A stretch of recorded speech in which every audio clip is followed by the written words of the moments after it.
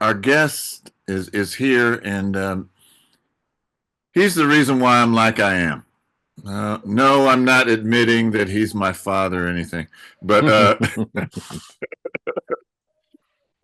uh, I first sat in his class in 1976, and he was teaching from two books, Destruction of Black Civilization, and I had been looking for this book. Um, by Sheikh Anta Diop, African Origin of Civilization, Myth or Reality. And I learned so many profound things from him. And um, so I started listening to his podcast on Saturdays. And he was saying some things like, he's talking about blacks and neoliberalism and Elon Musk and MAGA Trump takeover of the federal government. And what I was listening to was part of a 5-part series that explained neoliberalism or MAGA corporate takeover of the federal government, how it occurred, and how it affects black people in the country and the world. And he just kept saying things that were so profound till I picked up the phone and called him. And I don't know. I hope he's not insulted by this reference. Please don't be, because it's only love and respect that I have for you, Dr. Tashaka Seba.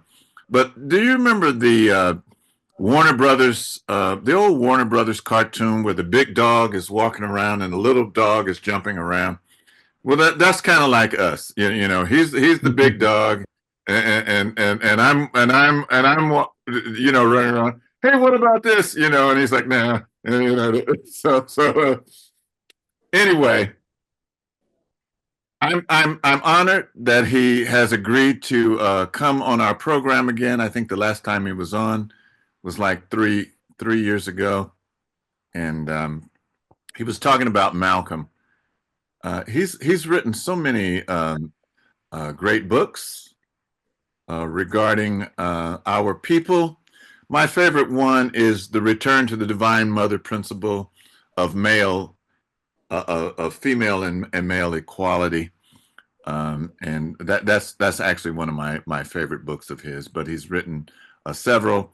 I don't know if you saw the advertisement that I used, but I put a lot of his books in that advertisement. Anyway, Dr. Oba Tashaka is professor emeritus at San Francisco State. He's taught and educated so many people and done a lot of organization for our people, particularly in the Bay Area, San Francisco Bay Area. And he was also, I mean, this says a lot to me too. He's probably not impressed by it, but he was a speaker at the Million Man March. He was a speaker at the Million Man March. So without further ado, I want to introduce my friend, my teacher, my Seba, where. That means great teacher also, Dr. Oba Tashaka. Take yourself off mute, sir. Welcome. You're muted, Dr. Tashaka, so unmute yourself. Yeah, when I first started teaching at San Francisco State, the FBI was on my tail and doing its best to knock me out. I've never lost a battle. I let them take one of my jobs. They had gone after me. I got married in 1969 to my first wife. We were married for 33 years, and she was active with me in a lot of struggles. Nasa Tashaka. And so the community decided, I did too, that I needed a job that paid. because up to that time, it had been 10 years of full-time organizing.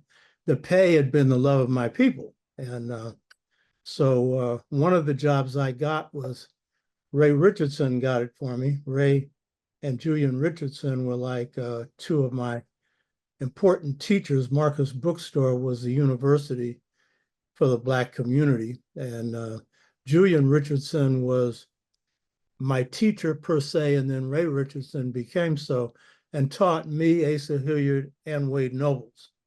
And so that's where my reading started and stuff. And so when I get married, Ray decided that I needed a job. I had already gotten one. It didn't last long. And so it was at Marin, where I taught at Martin Luther King Junior High School. And after a year, Ray was the advisor to the superintendent. So she advised him to hire me. See, I owe a lot to Black women.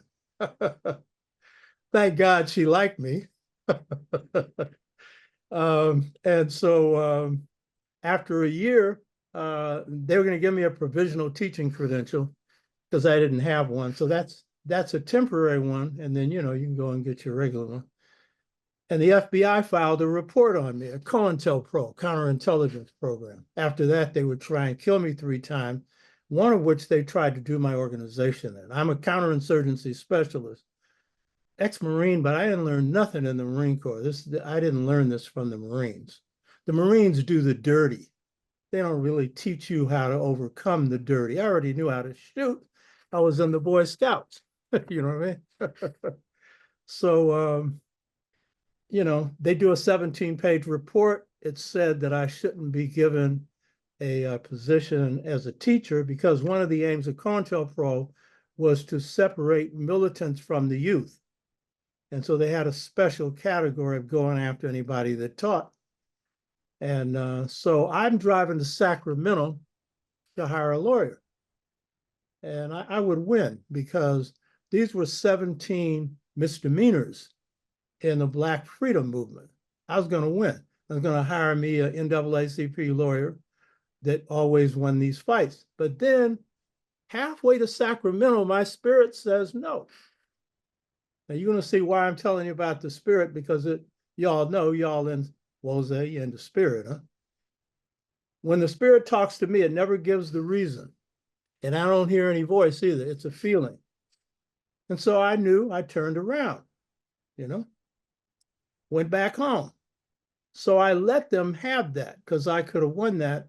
And then so I didn't know why the ancestors, the spirits, had told me not to fight this, because I'm a fighter. And your spirit doesn't usually advise you not to fight, unless, of course, it's something you can't win, which I have enough sense to know when to fight, when not to fight, and when I can win, and blah, blah. So this is in 1972. 69 was when I decided to not, fight. And then it's in 72 that I find out why. I'm giving a speech at Malcolm X Unity House. That was our headquarters. And we would have Sunday meetings, hundreds of people. And during the week, we fed them 6 days a week. My first wife ran that program. Thousands of people we fed. Danny Glover said he stayed alive because of the food we fed him. And my first wife was a good chef.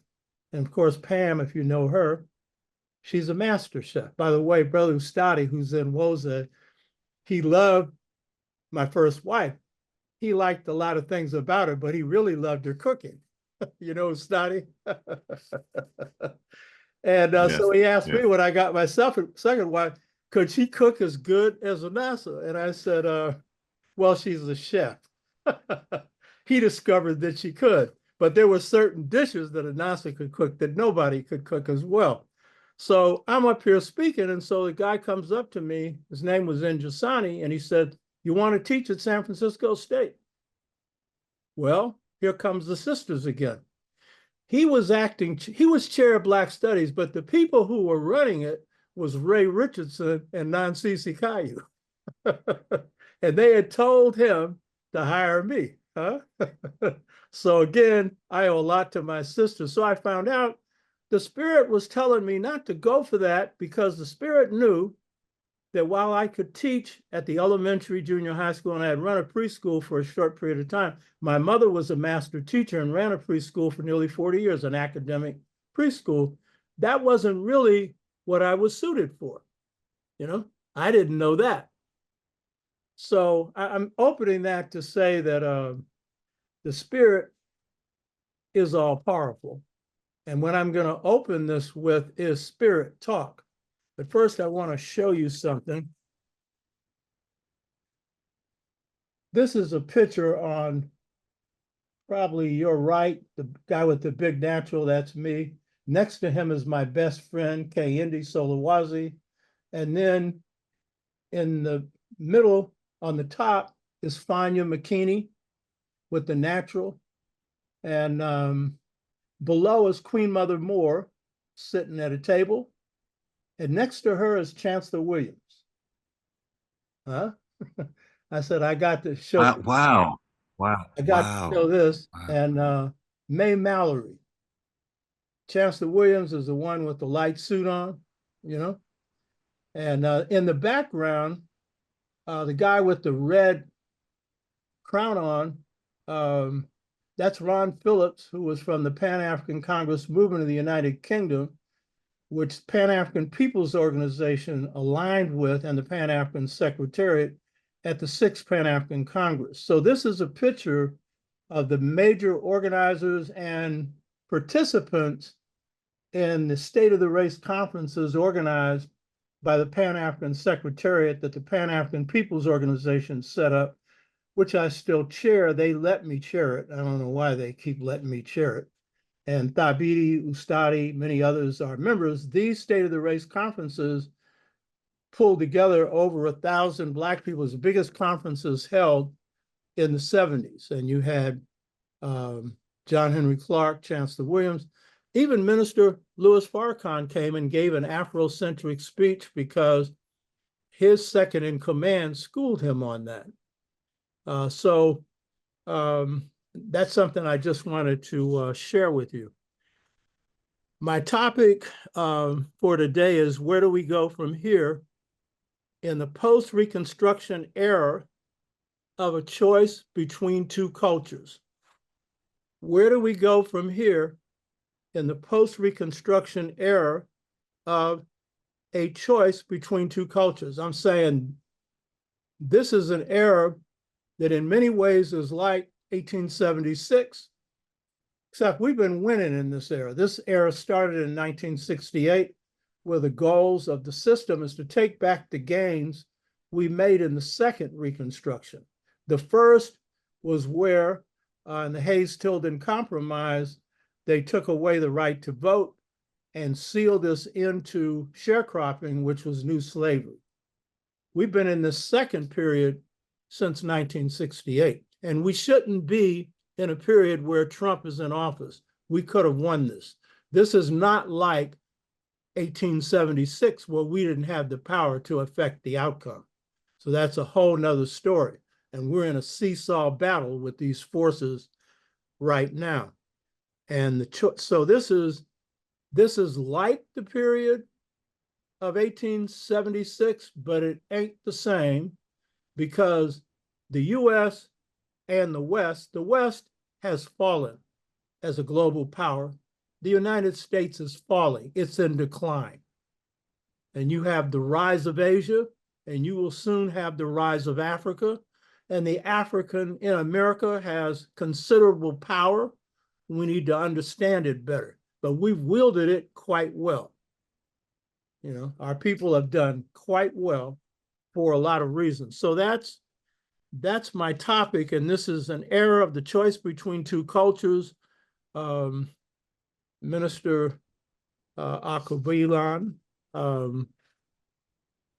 has made the point that he's watched these three shows. Brother Imhotep has observed that, you know, I've been addressing what's facing us. And there's been 5, and the 6th will be this Saturday. which is going to show how the choice between two cultures applies to white people. And by the way, this choice between two cultures, those are not my words. Those words come from God. And that has given me the ability to innovate a number of areas of thought that are on the ground, meaning you can apply this and you can win with this. And had the Democratic candidate for president understood this, she would have won. That's how good this one. I'll come back to this in a minute. First, we're 2 days away from the assassination of El-Hajj Malik El-Shabazz, so I wanted to acknowledge him first. He was assassinated on February 21st, 1965, and he's the best political thinker produced in this country, period, Malcolm. And one of the two best organizers to come out of the 60s, him and Ella Baker. You can't say who's better because it's like apples and oranges. And he's my second master. And my first book,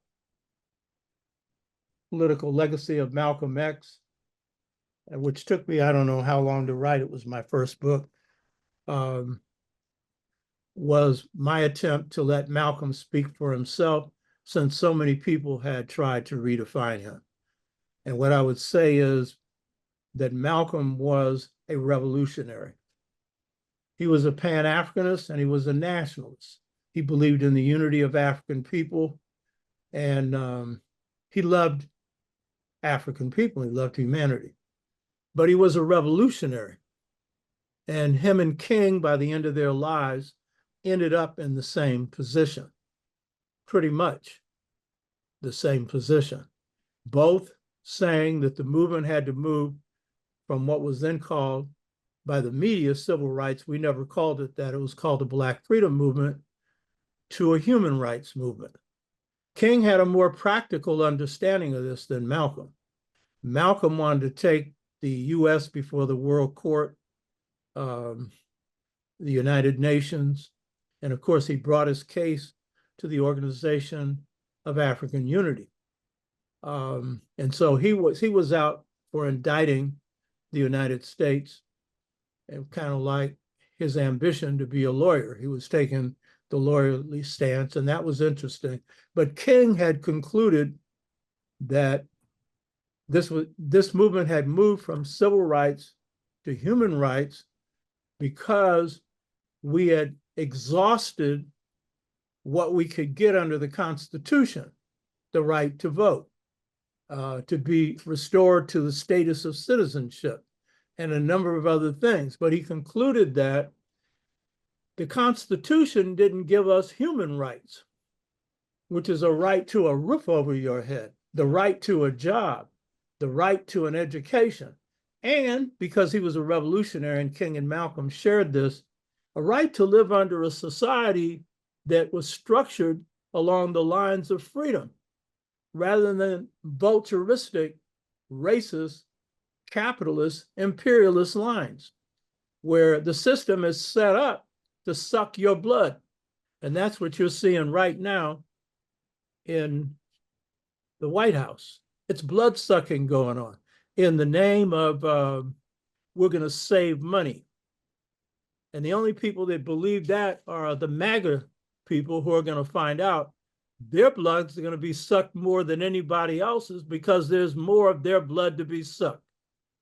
And Trump is getting rich right now in the White House doing this. And of course, the richest man in the world as well. So to recognize El-Hajj Malik El-Shabazz, better known as Malcolm X, who was my first master. I wear a goatee because he did. I used to talk like him and everything else. In fact, my first draft of the Political Legacy of Malcolm X, I sent it to Brother Jacob Carruthers, who was one of my masters. And Jake said, I can't tell where Malcolm ends and you begin. And that meant I needed to, that was just a draft. It wasn't finished. I'm no longer in Malcolm's shadow, but he definitely influenced me as many others did in the movement. So I want to honor him. A man of sterling character, a person who, once he woke up, didn't shame us. And he wasn't as shameful as he appeared to be because he exaggerated his gangster credentials. He wasn't such a good gangster, thank God, because he might have got stuck in there, and he didn't, you know. So what I want to do today is talk about what it is to be human, which is to be African, but it is what it is to be human, and what is this thing we call life, and why are we here? And so I'm going to use myself as an example, but everybody should be looking at themselves to see, how is this applied to you? And how does it apply to your children and to your family members? So this question of who am I or who are you is ultimately a question. It's got two levels. One is the level of identity, which we often focus on, which is, you know, your existence as an African. And you'll see for me, I define that as both an African and a new African, and I'll come into that later. So that's the part determined by blood and ethnicity and history, you know. But the one I'm going to focus on today, largely, will be the one that deals with why are we here? Part of it is tied to our ethnicity, but largely it's tied to destiny.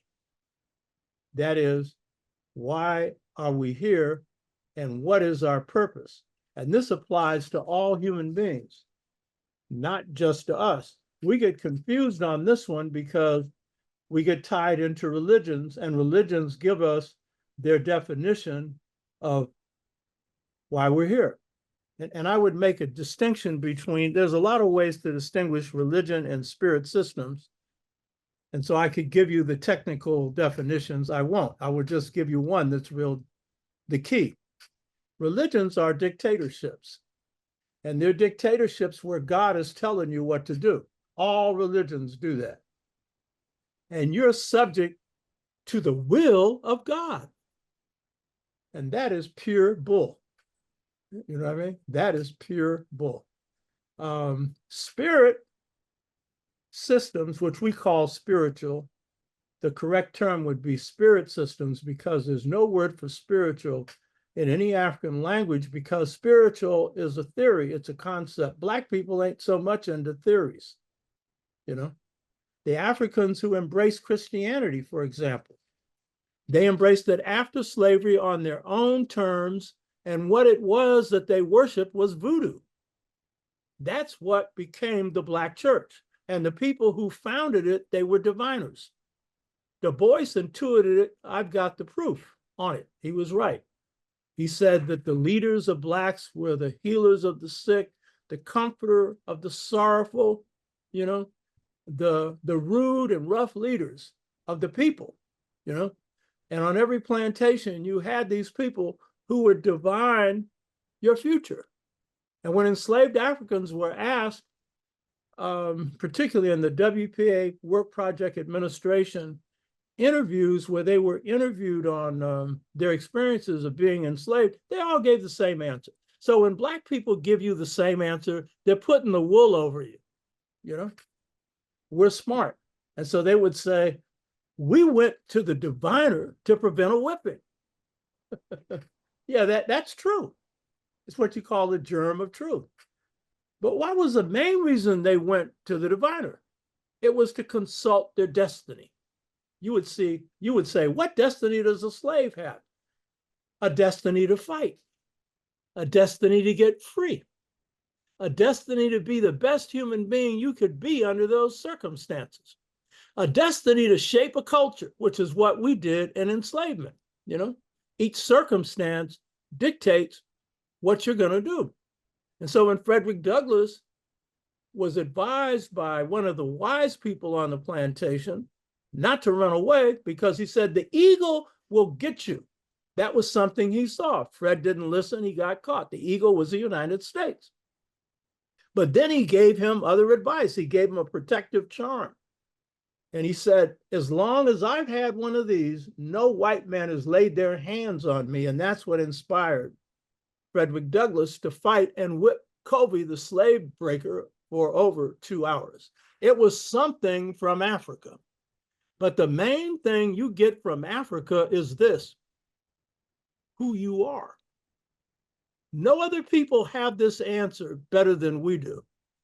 The Hindus, they have something because they have the idea of reincarnation and a bunch of ideas about you paying for past lives and stuff like that. They got that, but they don't have the root. And all African systems have this. All African systems do, including the Kemetic, but you won't get it in the Kemetic system because it probably was secret and it probably wasn't passed on in writings. But the Yoruba call destiny Ori. I'm into Ifa, but I have the Yoruba system. I have not been initiated. My spirit doesn't want me to be initiated. Wade Nobles and I have the same Babalawo, Ifeyemi, who's a Araba, the second highest office in Ifa, and I'm alive because of him. Because at certain points where I could be dead, one in particular, he warned me and then did things to prevent me from going to the other side. So I'm into Ifa, but I am not an initiate of Ifa. Wade Nobles says, my spirit don't want me to be. There's reasons for that. So according to Ifa, but also according to parapsychology, and if you do anything, if you haven't done it, you should go to your internet, and check into past lives. Check into past lives. And you're going to see thousands of accounts of people who have died on the operating table or fallen down somewhere and lost their life for a period of time. It could be 2 minutes, 3 minutes. Any of you heard of these before? Past life experiences? If you have, raise your hand. The ones who are here. Right. They all say the same thing. But it's what Ifa says. It's what the Igbos say. It's what the Akan say. It's what all Africans say. Why we're the first people. So we're in closest touch with root knowledge, you know? So what do they say? In heaven, in the presence of God, and these are people who were Christians largely, because this is coming from the US, or the Hindus have it, though they don't talk about this part, because like I think their religious system keeps them away from this. But here, they all say that they saw spirits in heaven picking their destiny in the presence of God. And recently I was reading something where it got to real detail, better detail than I've ever seen before. And where it went through how the person who's a spirit in heaven was picking each particular aspect of their being, how they looked, what level of intelligence they had, whether they were good looking or just average looking or smart or exceptionally smart. So this one guy was explaining that he, of course, picked the best looking.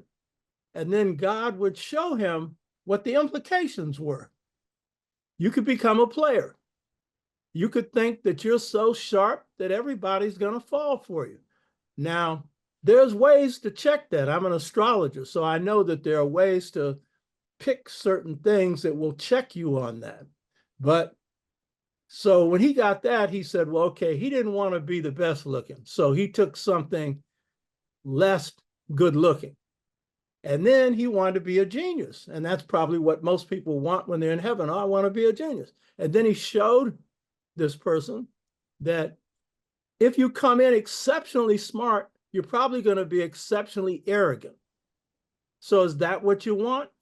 And so, but it was showing you the picking process and how detailed it was.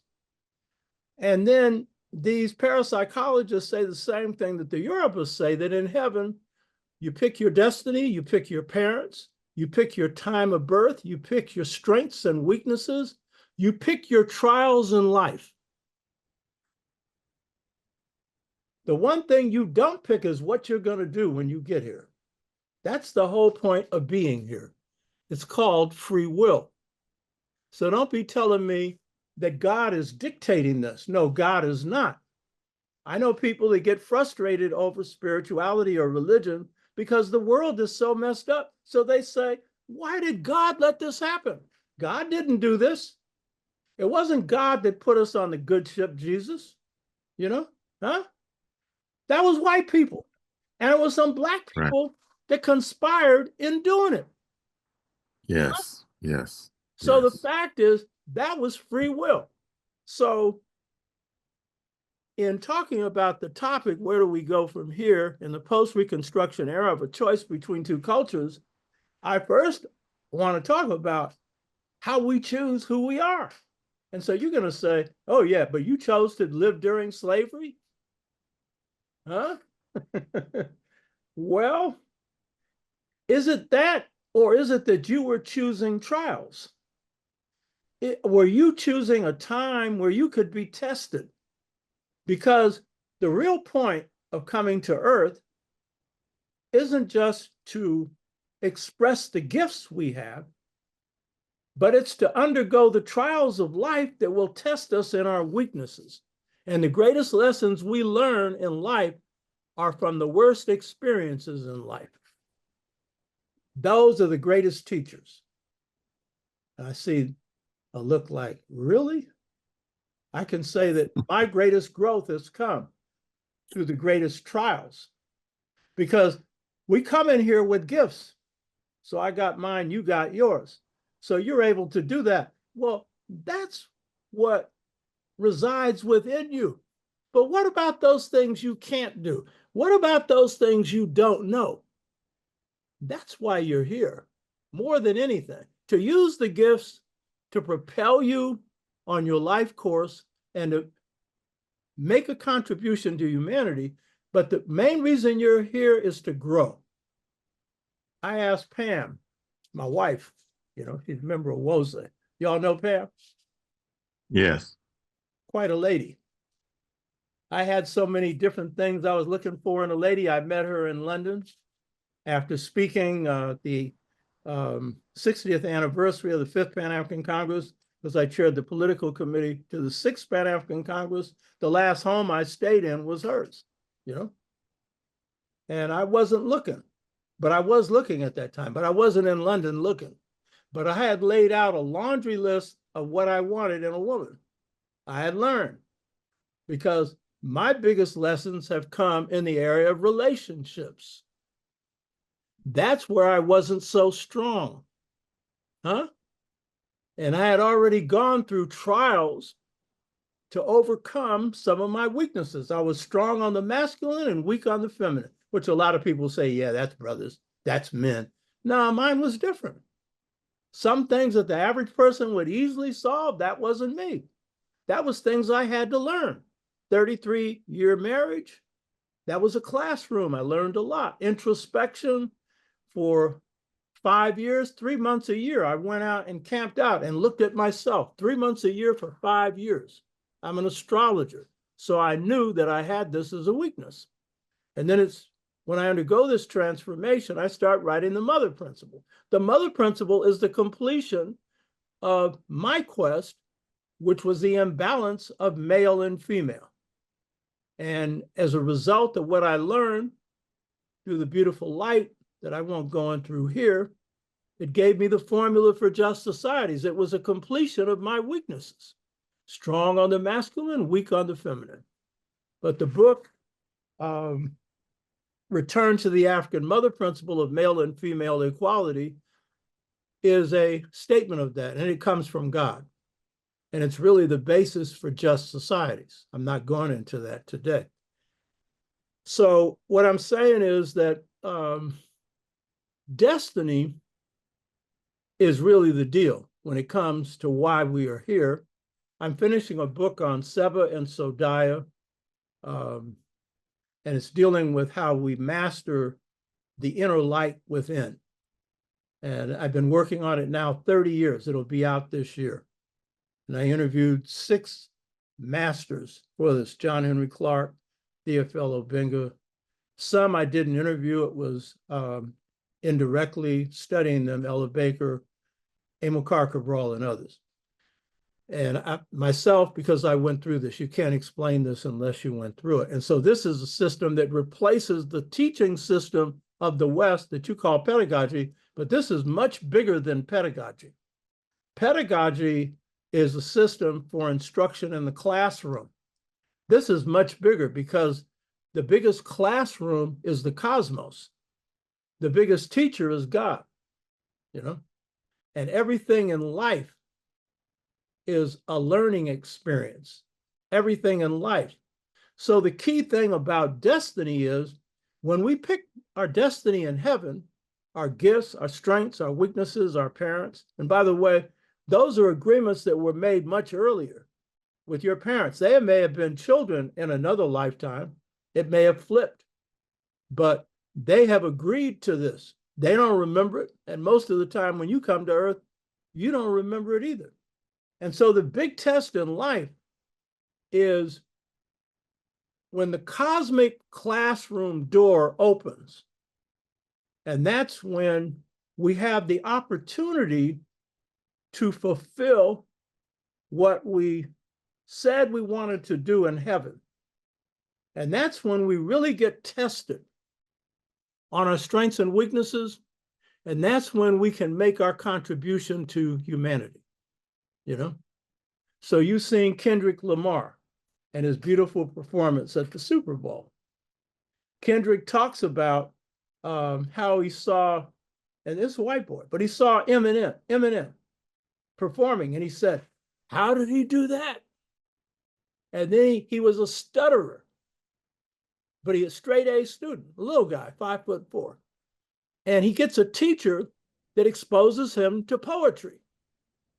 Well, he's a lyricist, you know. He's, you know, received a high award for his writings, a Pulitzer Prize.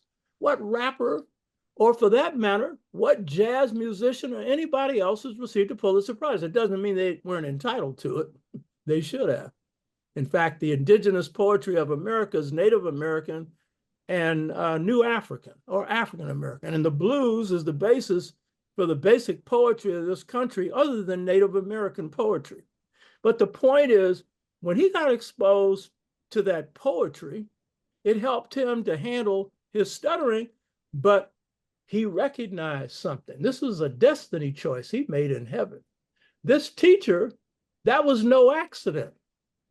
See, everything you face in life, there's no accidents. That accident is a superstition. They're telling you this was an accident. No, everything that happens in your life, there's something behind it. So in heaven, you're outside of space and you're outside of time. There's no time in heaven. God is infinite force outside of space and outside of time. Heaven is the realm of experience, and there are different heavens, different levels of heaven, dependent upon how evolved the spirit is. The highest level is the level of the light where God exists, where God resides, you know, and that's the realm of the lights. And God is a great white light. I've seen that light. I've had FaceTime with that light. This choice between two cultures, that comes from that light, you know? So in my case, and I'm using myself as an example so you can relate it to yourself, because I'm nothing special. We all have these experiences. My classroom and my destiny door opening experience came at the right time. And destiny time is different from clock time. Destiny time is always right. Clock time, well, that's 24 hours. That's basically been invented so that they can keep you working for a long time. The white boy loves a clock, you know what I mean? But destiny clock time is different. So in 1960, my mother's best friend, Ella Hill Hutch, who became the mother of the San Francisco Freedom Movement, the three of us, I have a brother and a sister, only me, she says, because my name was Bill Bradley. Bill, you need to come to a CORE meeting. Congress of Racial Equality. I didn't know what CORE was. I had identified with the Montgomery bus boycott. I was proud of what Black people were doing in my debate class at San Francisco State. I debated on the Cuban Revolution and defended the Cuban Revolution, but I was not a revolutionary. My father was. I wasn't. I was asleep, you know. I was on remote control and didn't know it, you know. And so when I walked through that door, that was my destiny door, because 1960 is when the movement really kicked off and went into high gear. I didn't know I was here to do that. There are two types of people on the destiny road: those who know their destiny and those who find out. I was in the second category. My mother was in the first category. She always knew why she was here. She was to be loved, to have children, and to run a school. And she told my sister, once she had completed that job of running a school, it was time for her to leave, except she resisted it for a number of years. You know that saying, everybody wants to go to heaven, but nobody wants to die? But my mother was staying alive to help my brother because she saw he had problems. That was her main reason. But that was also a good excuse. She got to live longer because she told me she was living on borrowed time, because my mother was a straight A student, always maintained the same weight, was energetic, would get up when she ran her preschool from 4 in the morning until 6 at night, go eat something, lay in the bathtub, and then sleep for 10 hours. That was my mother, you know what I mean? And was an artist. She was a poet. I am too, but I'm an amateur one. So when that door opened up, I had a choice, and each person has this opportunity. And I didn't know what I was walking through because I didn't have a sense of why I was here. My mother did. She knew exactly, you know, step by step, but I was one of those that didn't know. But in walking through that destiny door, I discovered my life purpose, a purpose that I had picked in heaven. I walked through the perfect time. I didn't know, the very beginning of the movement. And so as a result of walking through that door, I discovered gifts that I didn't know I had, because my gifts are unorthodox. Strategy, which is my first gift. What university teaches strategy? Obenga read my book, Return to the African Mother Principle, Male and Female Equality. He stayed here right after I got him hired in 1998. And he read the book and he said, strategy, they don't teach this in university. I said, of course not, Obenga, that's power. The only place they're going to teach that is West Point. And that's failed strategy, because when you need strategy for war, it means that your real strategy is broken down, because you should be able to win without a fight. That's the art of strategy, winning without a fight. I've never lost a battle, and most of my battles have been won without a fight. That's the art, but I've had to fight too. And when you fight, you got to know your enemy's weakness and attack them where they're weak, and don't allow them to attack yours. And that means covering your weaknesses, which means working on them, because we all have weaknesses. And as Amilcar Cabral said, the greatest enemy of a people are their own weaknesses. And I would say this of Black people: our greatest weakness is we don't know our own strengths.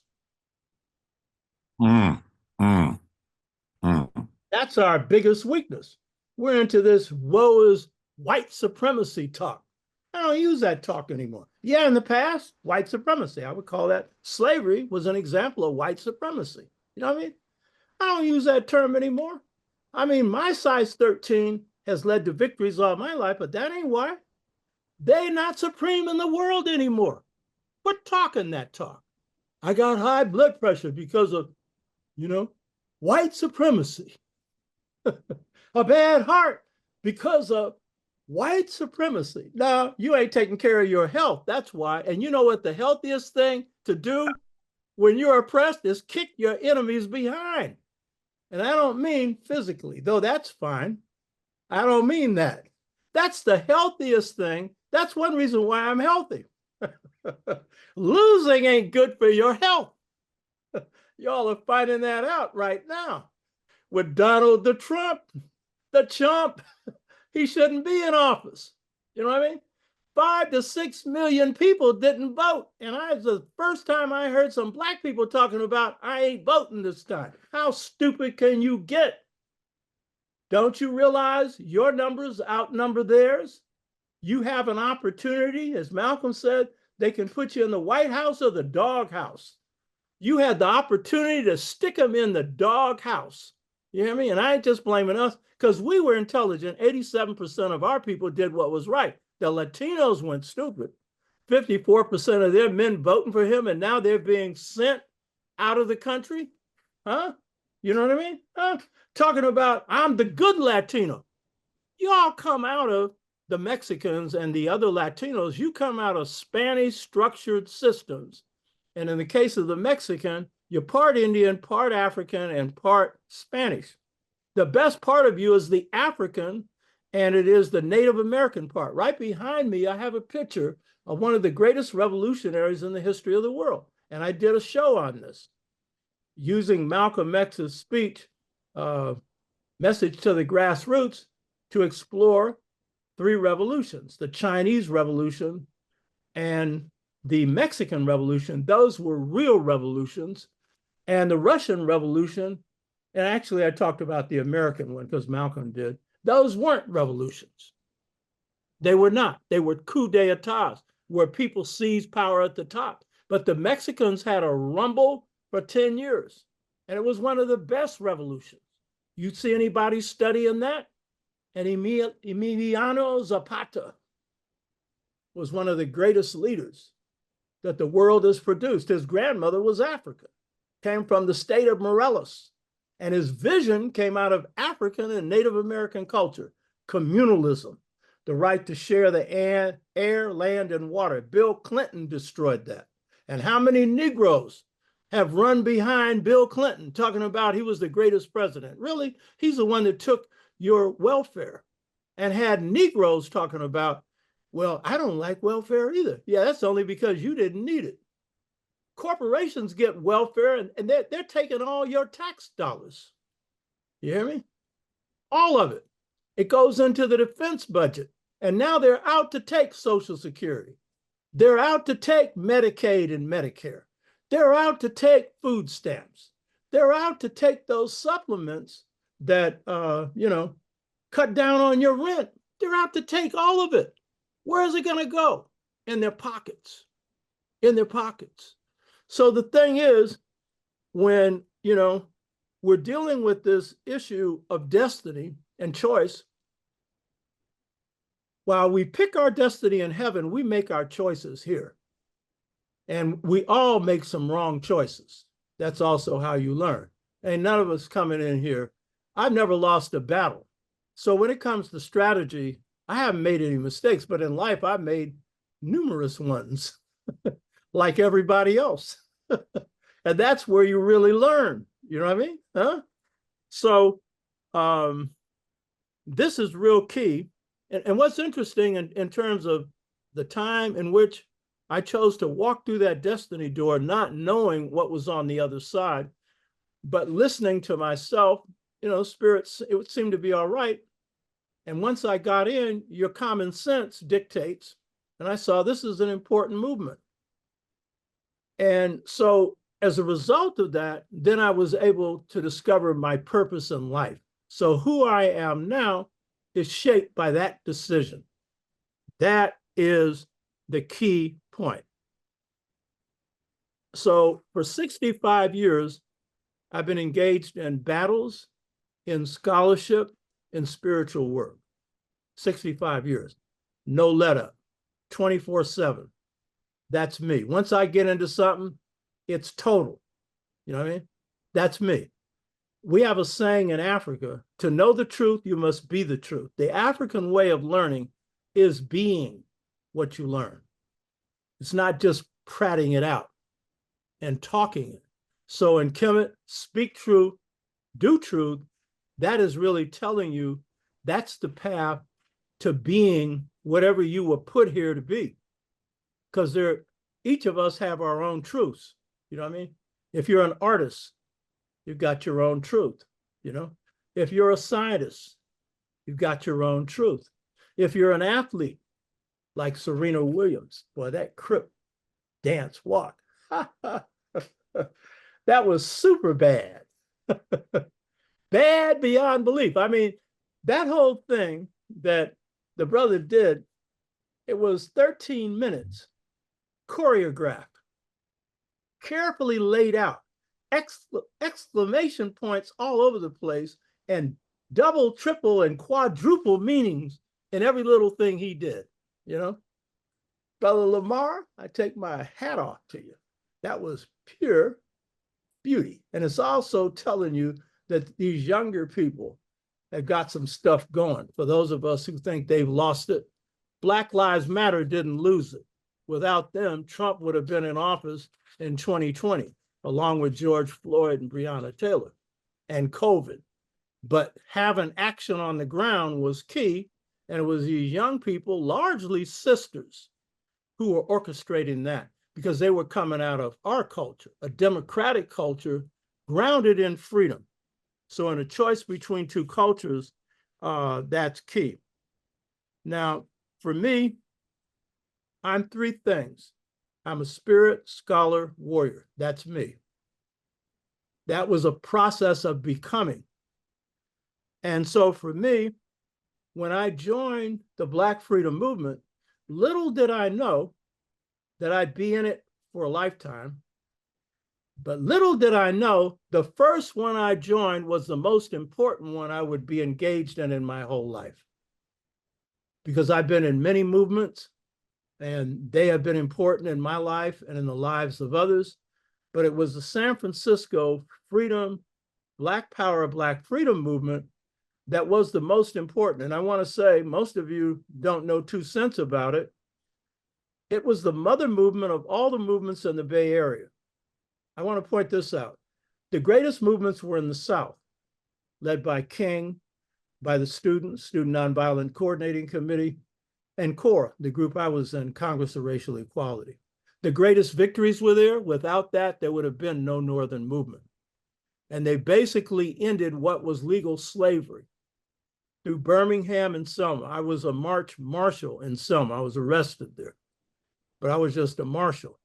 It was King's movement coming out of Birmingham that concocted this idea of the march from Selma to Montgomery that then forced the government to get your right to vote back, which the Supreme Court has whittled down to pieces. The Roberts Supreme Court has taken the enforcement provisions of the Voting Rights Act out. And Brother Imhotep sent me something, I still haven't been able to read it, that proves that a good 3 million votes were stolen in this election. The victory was 2,300,000, with 5 to 6 million staying at home. That was on Harris's side, which was real dumb. And some of them have been immobilized by the Trump propaganda that came on the Ignornet that said that neither the Democrats or Republicans have done you any good. And so that was designed to say, because they knew they ain't voting for us, they ain't that stupid. Just don't vote. And so my best friend, Kehinde Solowazi, is telling me, first time he's hearing some blacks talking, he said, these are Trump talking points. They ain't done nothing for us. Why should I vote? And then the dumb ones were saying they're going to vote for him, not knowing that Biden was the first president that actually put a program into effect. He didn't do a good job of publicizing it. The media did their best to see that it wasn't publicized and ran him out of office, saying that he was, you know, incapable, too old. Well, Trump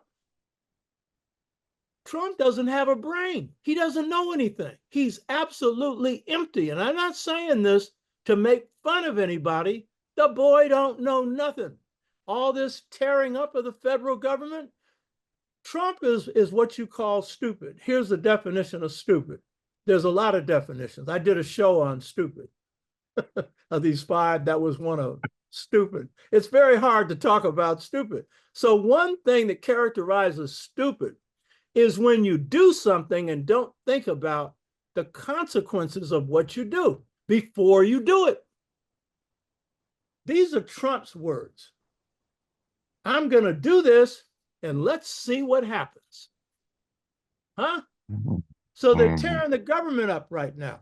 And so you are seeing people in the Aeronautics Administration, you know, that handles airplanes and stuff, all these planes falling out of the sky. You think it's all by accident? You've got a bird, and you've got other things that are going on right now. And they've got, and the CDC got rid of some of their most important epidemiologists. Huh? And then when they go after US aid, that isn't, see, they're also going on the stupid that Americans have, and some blacks too, where they say they need to quit spending all that money overseas and give it to us. No, you don't know what you're talking about. That's 1% of the budget. No, you should be saying they need to stop spending this defense money, right? Which they've had 6 audits of the Defense Department, and they've shown that trillions of dollars have gone up missing. And I just saw on C-SPAN where the Democrats and Republicans were talking about defense, and both are on the side of always giving the Defense Department more money. So a dumb Democrat says, I agree, we should increase the defense budget by $179 billion.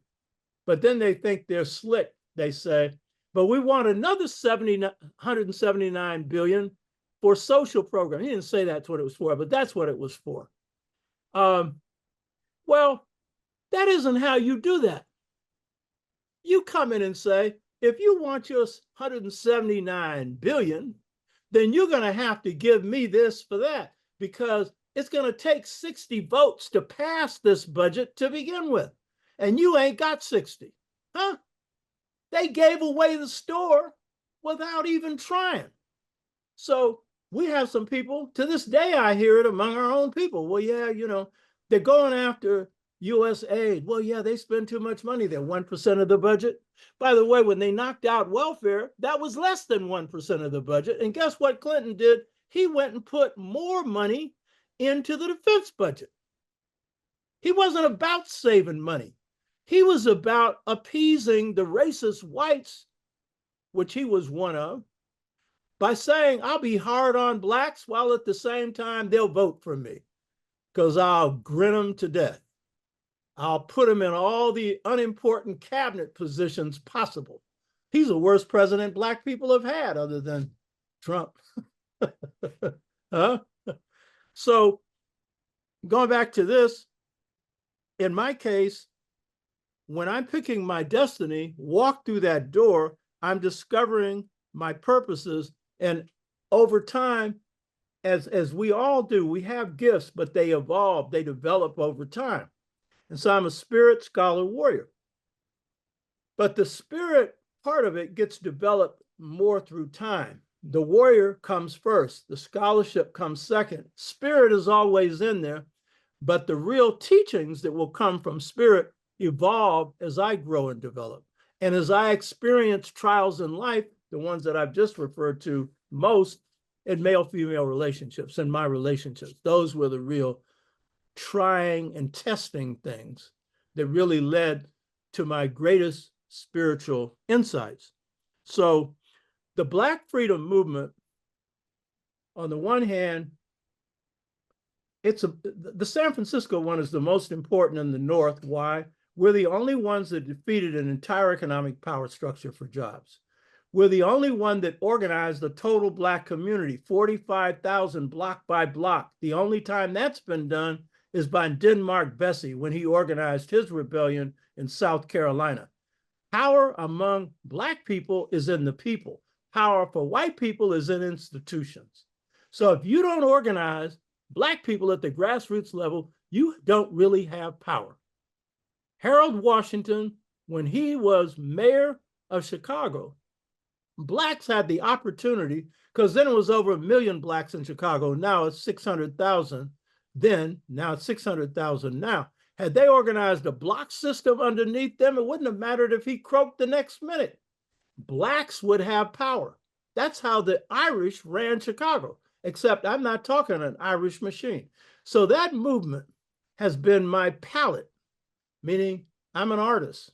My stuff is about beauty. Whatever I'm doing, I'm trying to bring beauty in. And so the battlefield is where I draw from first. Everything else is after that. I'm an innovator of 7 fields of thought.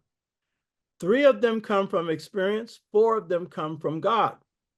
Either way, the key to innovation is when you're creating new systems in science. All innovations in science come from God. Why? Because scientific innovators like George Washington Carver or Einstein, they're discovering new laws of the cosmos. Only God can give you that.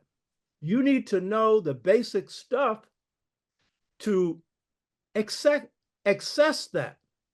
But it's God that will give you the ultimate answer. So the theory of relativity came to Einstein in a dream. George Washington Carver is the greatest scientist in the world because he was thinking God's thoughts all the time. All the time. He had so many breakthroughs in science, you can't count them. Henry Ford gave him a blank check because he knew had he put $1 billion on it, he'd get 50 billion, 100 billion. You hear me? And he would go into a laboratory and say he was going to do creative science. That's when he come up with new stuff. But he was communicating with plants because everything God creates is spirit. Everything is intelligent. And so whereas the European goes and carries out war against nature and treats nature like it's inanimate, it's a material thing that's under their control, just as religion treats you as someone under the control of God, and it's always a man that's in charge. God's not a man or a woman. God is infinite force. God is beauty beyond beauty. Love beyond any experience of love. I'm telling you my experience, but you all know this. You all have had your own experience. Kindness beyond all kindness. Humility, gentleness beyond all gentleness. There's no power. God is the ultimate power, but God is never manifest God's self as power. Doesn't have to. And God has given up God's power to us to let us do what we want to do. And look at the mess that's being made. You hear me? And so this topic, a choice between 2 cultures, is about the choice that we are faced now between the worst features of Aryan or European American culture and our culture, African and new African culture. And the real key thing for us to get out of any mess we're in is to know our culture. That's one of the reasons why we have a weakness in not knowing our strength. Our greatest strength is in our culture. It's in our people, but our people are a manifestation of their culture. Amilcar Cabral, the greatest leader in the 20th century, the guy with the sunglasses right behind me, the greatest leader of the 20th century, said the liberation movement is an act of culture. And then he said, most people in the liberation movement are not conscious of this. They're conscious of the most obvious parts. The Chinese are conscious that they're leaders and emperor. They know that this goes way back in Chinese history, 221 BC, when they unified. They know that. But they don't know all the ways in which the way in which their leadership works is an expression of their culture. The European definitely doesn't. Donald Trump is an expression of the essence of Aryanism. And what is the essence of Aryanism? It's cruelty. It's arbitrary freedom. Whatever they get, they exercise it for one reason, because they can. You can't altogether predict what Trump's going to do, because he can't. Because he's wielding power and he's like, I hate to use this term, a sissy in the YMCA. He's so happy. He wakes up every morning just thinking. He doesn't think really, but just doing whatever comes to him, whatever comes out of his mouth. Remember the Kemetic adage, speak before you speak. The worst thing you can do is open your mouth and not think about what's coming out of it. That ain't improvising, that's stupidity. That's stupid. You hear me? And then you're going to have to run back some of the stuff you did. But just think about the stuff you're not going to run back.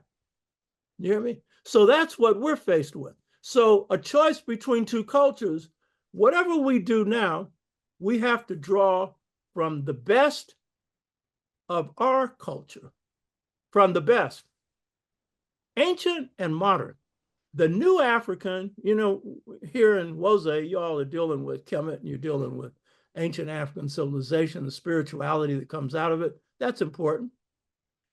But you need to put as much time in examining our culture, the one we shaped here, which I call New African, because the African in America was faced with a quandary that the African in the Caribbean and South America did not face, particularly in the Caribbean. They were a majority, 99% in most of those islands. So Eric Williams, their great scholar, Capitalism and Slavery, the author of that, and others, Prime Minister of Trinidad, he made the comment that when Africans came to the Caribbean, they dropped African culture in the Caribbean, which means Africans were dropped in the Caribbean. And there wasn't hardly anybody else. There were a handful of whites, you know, but the overwhelming majority of people were African. So they have a hybrid culture where it's fundamentally African with European culture running alongside of it. And then they have a language, you know, that is a mixture of African and whatever the European language is, Spanish, English, whatever, you know. What happened here? We came into a settler colony where whites were carrying out a genocidal campaign against Native Americans and became the dominant ethnic force in the country. Though in spots in the South, South Carolina, Mississippi, place like that, we were either the majority or a large minority. But the thing is, given the numbers they had, they could get away with outlawing the drum. They couldn't do that in the Caribbean. So what did we do? We turned our bodies into a drum. But most important, they tried to police the culture, but they couldn't succeed. Why? Because the majority of the plantations we were enslaved on were large plantations where blacks outnumbered whites, and we could continue the culture. So what we had to do here that was different than the Caribbean, we had to draw from the fundamental principles of African culture. What are those? Spirit, family, the belief in freedom, but a particular version of it, because they believe in freedom too. That means do whatever you want. We believe that freedom's not arbitrary. Freedom requires discipline. And from discipline comes the ability to create. Their path to freedom is to control. Our path to freedom is to be godlike, to create, to bring beauty into the world. But you can only do it if you're disciplined, if you practice the truth. Whatever your art is, you master it. And the most important art we master is the art of being human, being good people. Do you know the best African we produced in this country was the African in slavery? Did you know that? Because we get this picture of the woe is me, the broken African, all the rest of this stuff. The average enslaved African was between 18 and 30. Those were rebellious people. And there were two types: prisoners of war that were captured in war, and others who were sold, either by their own people to the whites, or the whites grabbed them and enslaved them. But they came in with a resistant fighting spirit. Don't forget the mantra of the New African. We sang it throughout the Black freedom movement. Oh, freedom over me. Before I'll be a slave, I'll be buried in my grave and go home to my Lord and be free. That's not the song of somebody that's in slavery. Before I'll be a slave. That's what they're saying. They're telling you, yeah, you got some chains on my wrist or on my ankles, but not on my mind. We won the Civil War, but only on condition that it be for freedom, a guiding principle of our culture. You hear me? Old Abe issued that Emancipation Proclamation because he was losing. He told you, if I could win this war without freeing a single slave, I would. And he went on with all the things he wouldn't do, none of which included our freedom. But if I had to, I would. And he lost so many times at the hands of the Confederacy, even though he had the, industrial output, the guns and everything else, they had the leadership. It's only when Double O Soul got into the struggle, 189,000 to be exact, a few sisters disguised as men, but mostly brothers. It's only when we got in did we tip the balance. Without us, there would be a South and there would be a North, because without us, they couldn't win. Black warrior is the baddest warrior on the planet. You hear me? And he had the full support of his women, but it was based on cultural principles. The principle of freedom, the principle that their children would have the right to be whatever they wanted to be, to fulfill their destiny. That was what they were really fighting for. So when they fought for schools, it was for their children, for them too. And why? What was the main reason? So they couldn't be cheated in contracts and stuff. It was very practical, you know what I mean? But they also wanted them to be whatever they wanted to be, and it's not putting down the oral tradition. So when we're looking at what we're faced with right now and the question of destiny, we all have a choice to make in terms of why we're here and to pursue our destiny. I know many of you have in the course of your life. Many of the youngsters are in the process of fulfilling it. But one of the things it means is, in fulfilling our destiny at this time, we're faced with a second post-Reconstruction. And this is a period like the first, but unlike, we have power in this one. And so the question is, how do we use it? The first thing is to understand the nature of this power, period. This is a period of nationalism for whites. MAGAism is nationalism, white nationalism, based on evangelical Christianity and the propaganda that they put out behind that. And so you're seeing now with the Trump administration, they're reaching out to the right wing in Europe. You've seen Elon Musk going to Germany. And you've also seen the Vice President Vance just addressing a European meeting where he's saying that you should allow the right wing in Europe to emerge. And the Germans have made a decision that they will not allow any of these Nazi-type groups to be a coalition partner with them. If some of them get into the parliament, they're not going to coalesce with them. But Elon Musk has gone and said, you need to free them up. That was a Nazi salute he gave.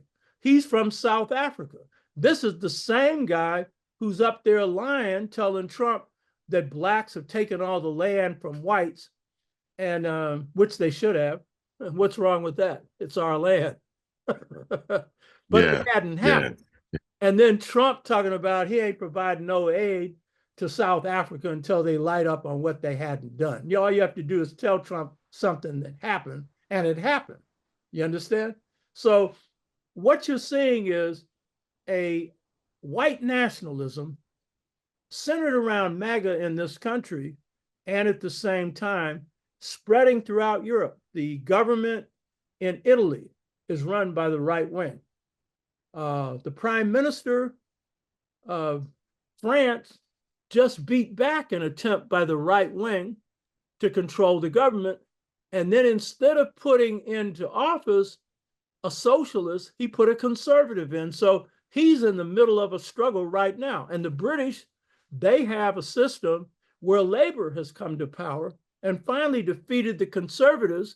And you've had Musk going into Britain supporting the conservatives, supporting the right wing, because he sees real power, white power, you know, in the right wing. And he said before he started doing, you know, Trump's dirty work after, you know, putting 200 and 350 million, whatever it was, into the campaign, buying his way in. He said, only white people, only white men should run America. And he said only men. He didn't say white men. He said only a few men should run America. Well, that they already have been. Guess what? You know what I mean? But the thing is, he meant him and others. So if you watch the series I've done, and I would encourage all of you that are watching this, if you have not gone to my show, the Dr. Oba Tashaka Show, when you go in, hit the red button, the subscriber button, so that we can increase our subscription, because they put us on low, slow algorithms. I've been doing this for 5 years, put my own money in it. I'm not taking any corporate money. Everything I've done, I've financed it, or we've financed it. I've not taken money from the white boy, because he who pays the piper calls the tune. And Bach and Mozart ain't exactly what we dance to. You hear me? And I know they say Beethoven was black, but that music he was playing, it may have had some improvisation to it, but it was white. It was intellectualized. It was dead. The same way they dance. I won't go into some of the other things they can't do because of that.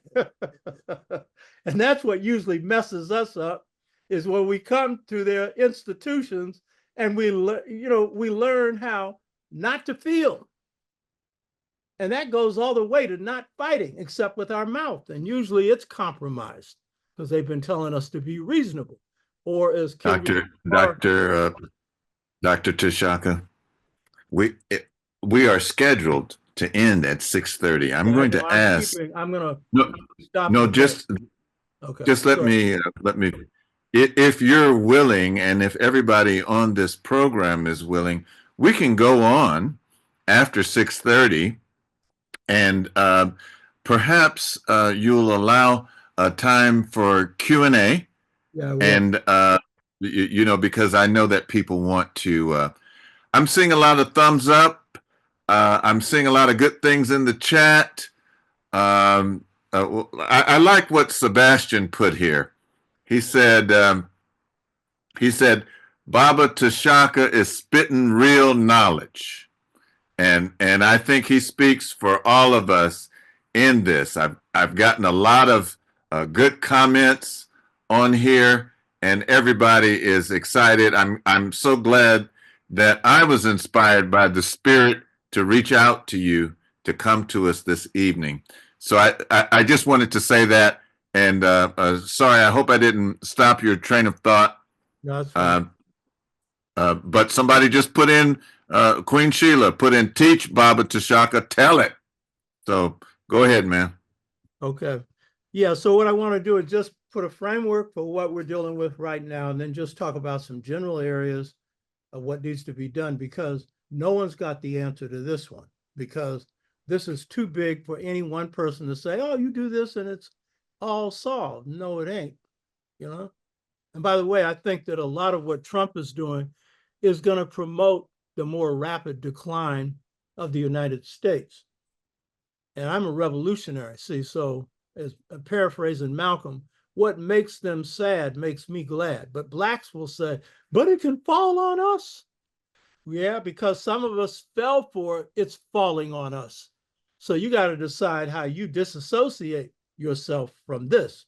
So I just want to say that in this period, we're in a period in which, because Trump and these forces you find in Europe are into nationalism, they're into retreat. And so what they want to do, Trump, he wants to say he doesn't want to do too much in the world, except worry, because with this unlimited, unrestrained power, the Supreme Court, basically he's violating all laws coming from the district courts. the Congress under the Republicans are completely submissive to him because they're afraid of being primaried. And some of them are afraid of the MAGA base coming after him. That's why they didn't impeach him to begin with. You understand? So fear is driving a lot of this. So the thing is, there's a normal move, and during Trump's first administration, that's what he practiced, to go inward, to go into an isolationist position. However, because of neoliberalism, it's global, and neoliberalism is basically what's going on now with the capture of the federal government. It's to take the things that you paid for that are in public hands, like the Department of Education. You know, they want to fold it. They can't do it without 60 votes. So what they're doing now is trying to smash it as much as possible, and to put what little money will be left in the hands of the states. That's states' rights. Do you remember what that was? That's how slavery worked. You know what I mean? Yes. Yeah. So the thing is, while there's a retreat into the country, and right now he's making the comment they don't want to do anything in Ukraine, which, by the way, he's right on. They should have never had that war in Ukraine, and Biden's responsible because it was being negotiated, and Biden sent Boris Johnson, who was Prime Minister of Britain, to tell the head of Ukraine, who's a comedian. You all buy this thing of he's brave and everything. He's a damn comedian. Ain't got no comedian. Of course, he's a talk show host. And Ronald Reagan was not even a B-rated movie actor. I mean, he was so dumb his wife divorced him, Jane Wyman. She was an Academy Award-winning actress. An actress divorces you. You got to be dumb. And said, he's just too dumb. I think she liked his body. But after she got in touch with his mind, she said it was all over. He's what they call a cipher. A cipher is somebody who's empty, is a non-entity. When you met with Reagan, he wasn't there. He never said anything because he didn't know what was being said. Now, Trump is in some ways more empty, but more dangerous too, because he comes up with ideas and gets to operate on them. Whereas Reagan was programmed. He had a script. He was an actor, and everything was read from a script. When he ever got off script, he was wrong. There ain't no script for Trump, other than those executive orders coming from Project 2025. And they are implementing that. And for those Negroes that said, oh, they wouldn't do this, oh, do you really think so? And I even saw a few on the Ignornet talking about they're too hard on Trump. Too hard? You're not hard enough. You hear me? And hard enough is whipping them. Anything short of that, it's not hard enough. So the thing is, we're faced with an insular nationalism that's going to focus on this country. The main issue with MAGA and Trump and the right wing is demographics are shifting. This country will be a majority black, brown, red, and yellow in less than 20 years. They can deport everybody they want. They're not going to be able to change that. The white birth rate is down. It's down all over Europe. But here, this is the first major global power whose ethnic base is going to change. And that's what's behind all of this. They're doing everything they can to grab control of the levers of power so they can stay in power.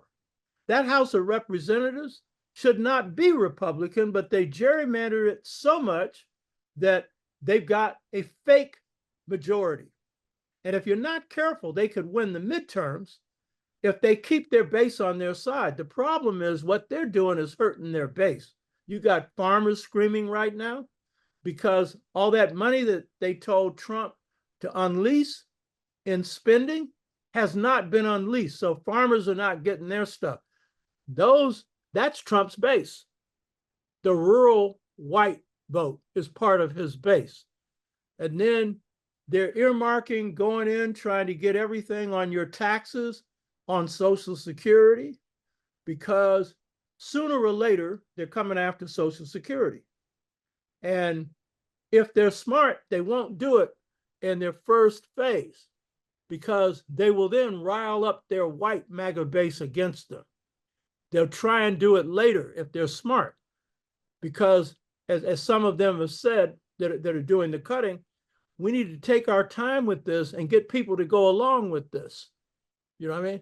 So try that though. Once you touch that, and especially Medicaid, those are poor people. That's paid for exclusively by the government.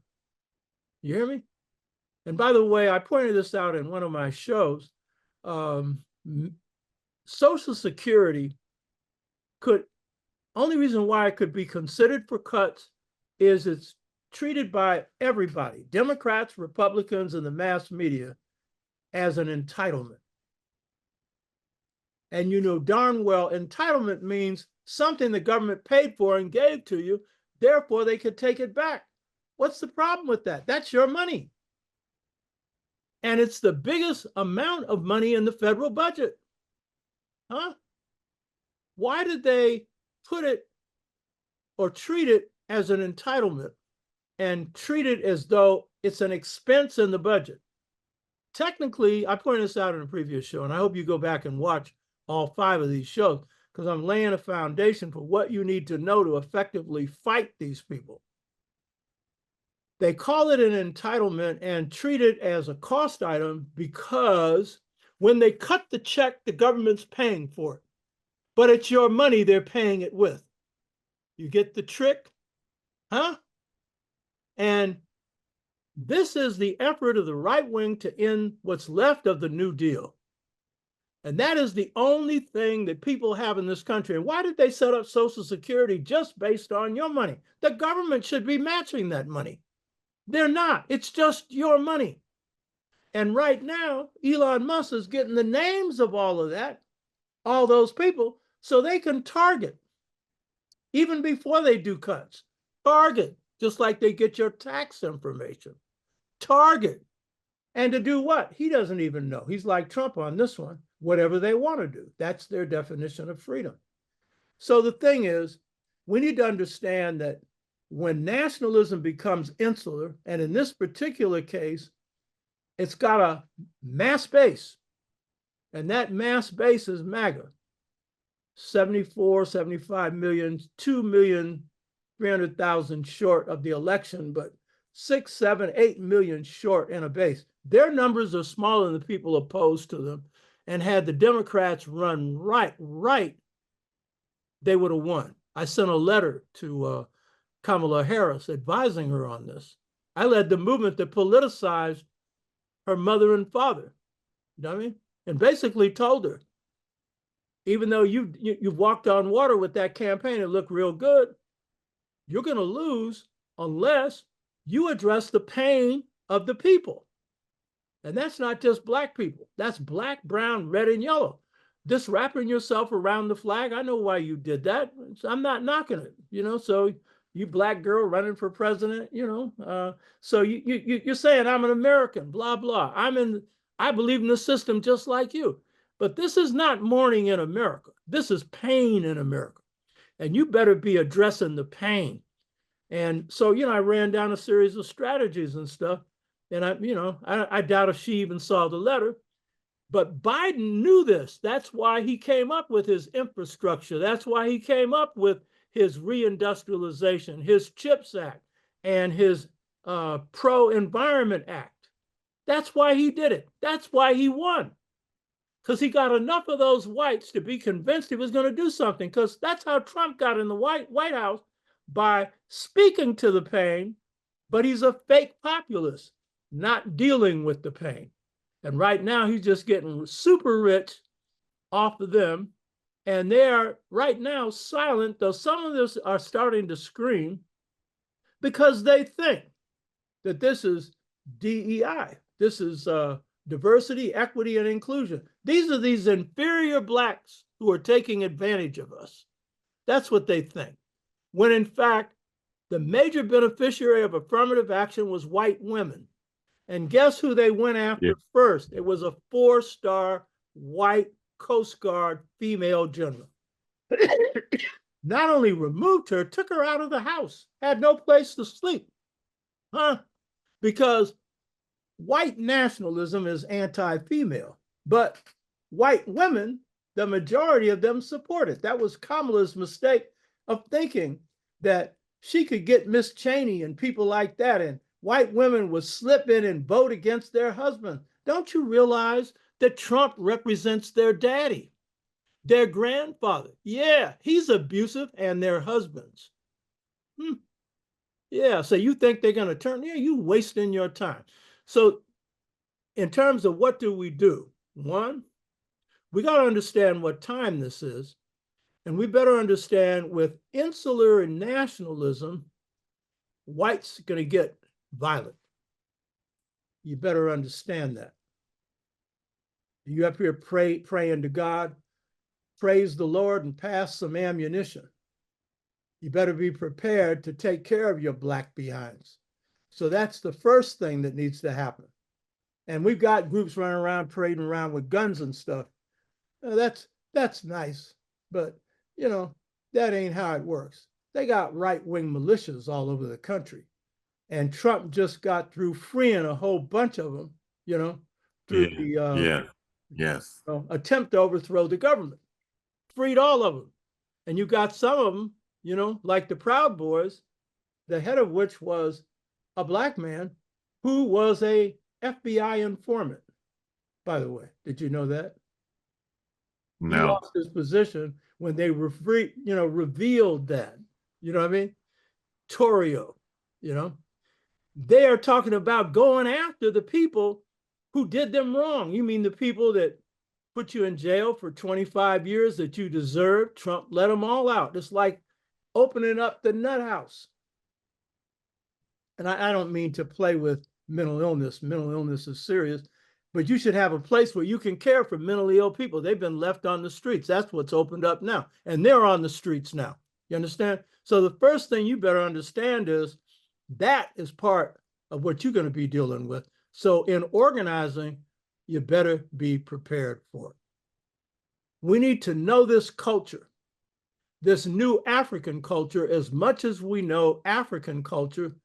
And it's the young hip hoppers who are the ones who are most conscious, who are expressing it.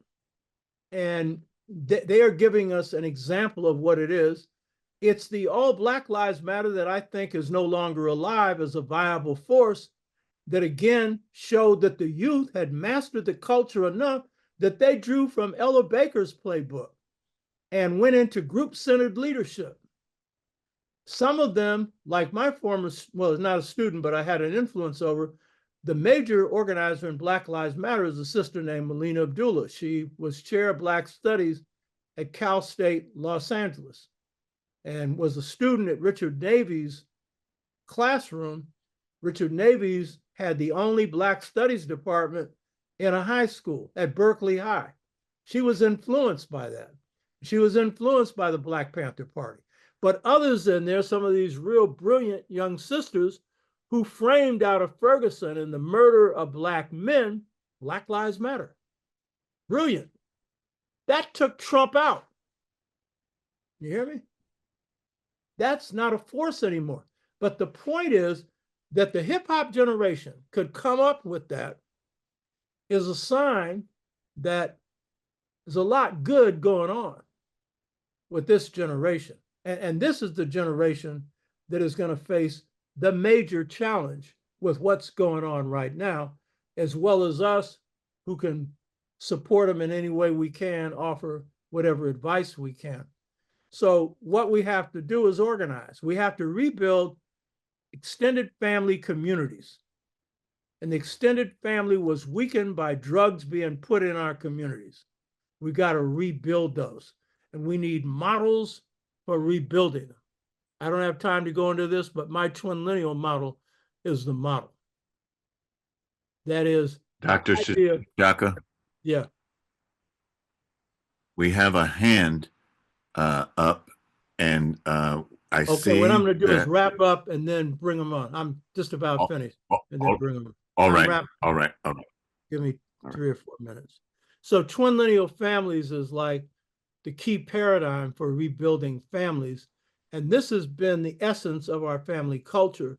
We didn't just have a name for it, because basically Black families survived 100 years, two-parent households, 75% two-parent households from 1865 to 1968.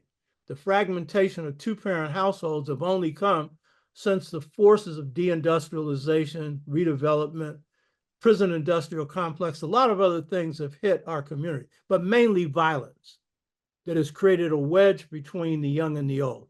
So rebuilding extended family communities on a model that is both male and female, because that's what basically the twin lineal model is. It's no male without female, no female without male, no masculine without feminine. So that's a model for rebuilding our communities.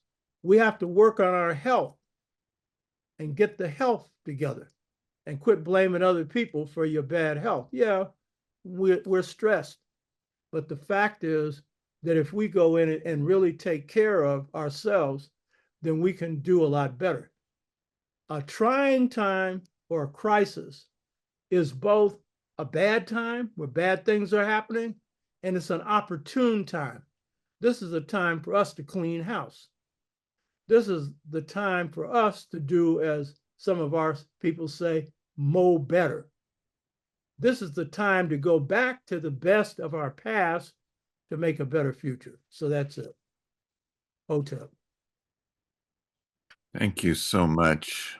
Take yourselves off mute and let's give him a round of applause. Yes.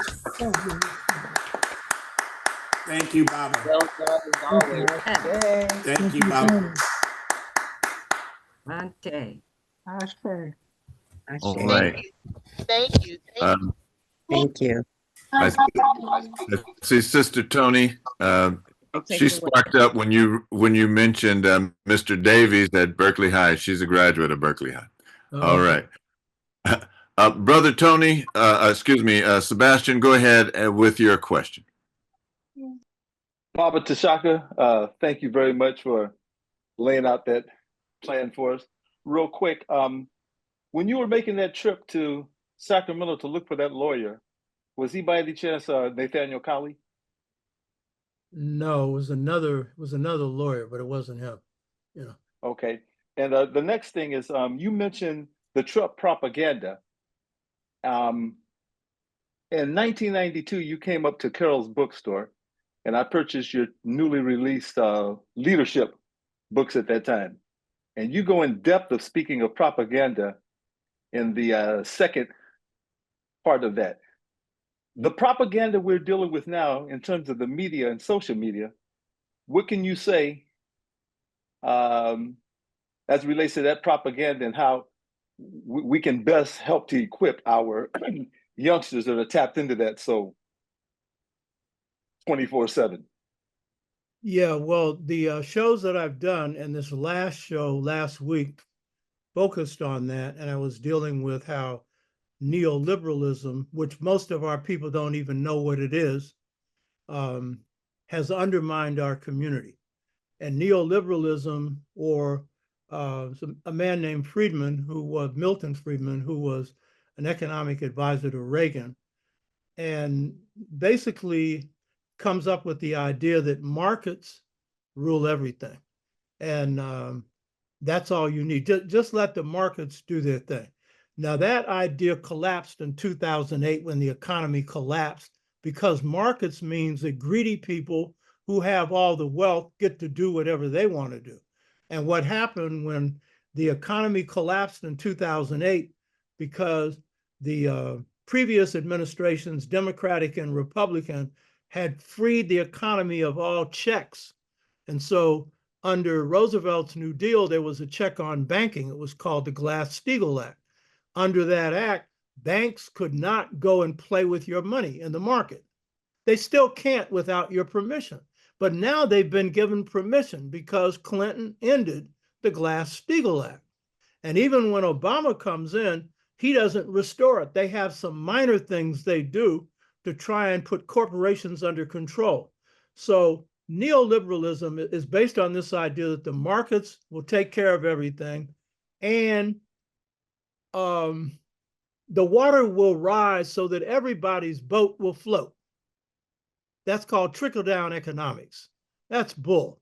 In other words, the rich can keep grabbing your money, and they might do something that helps you. All they do is make you poorer.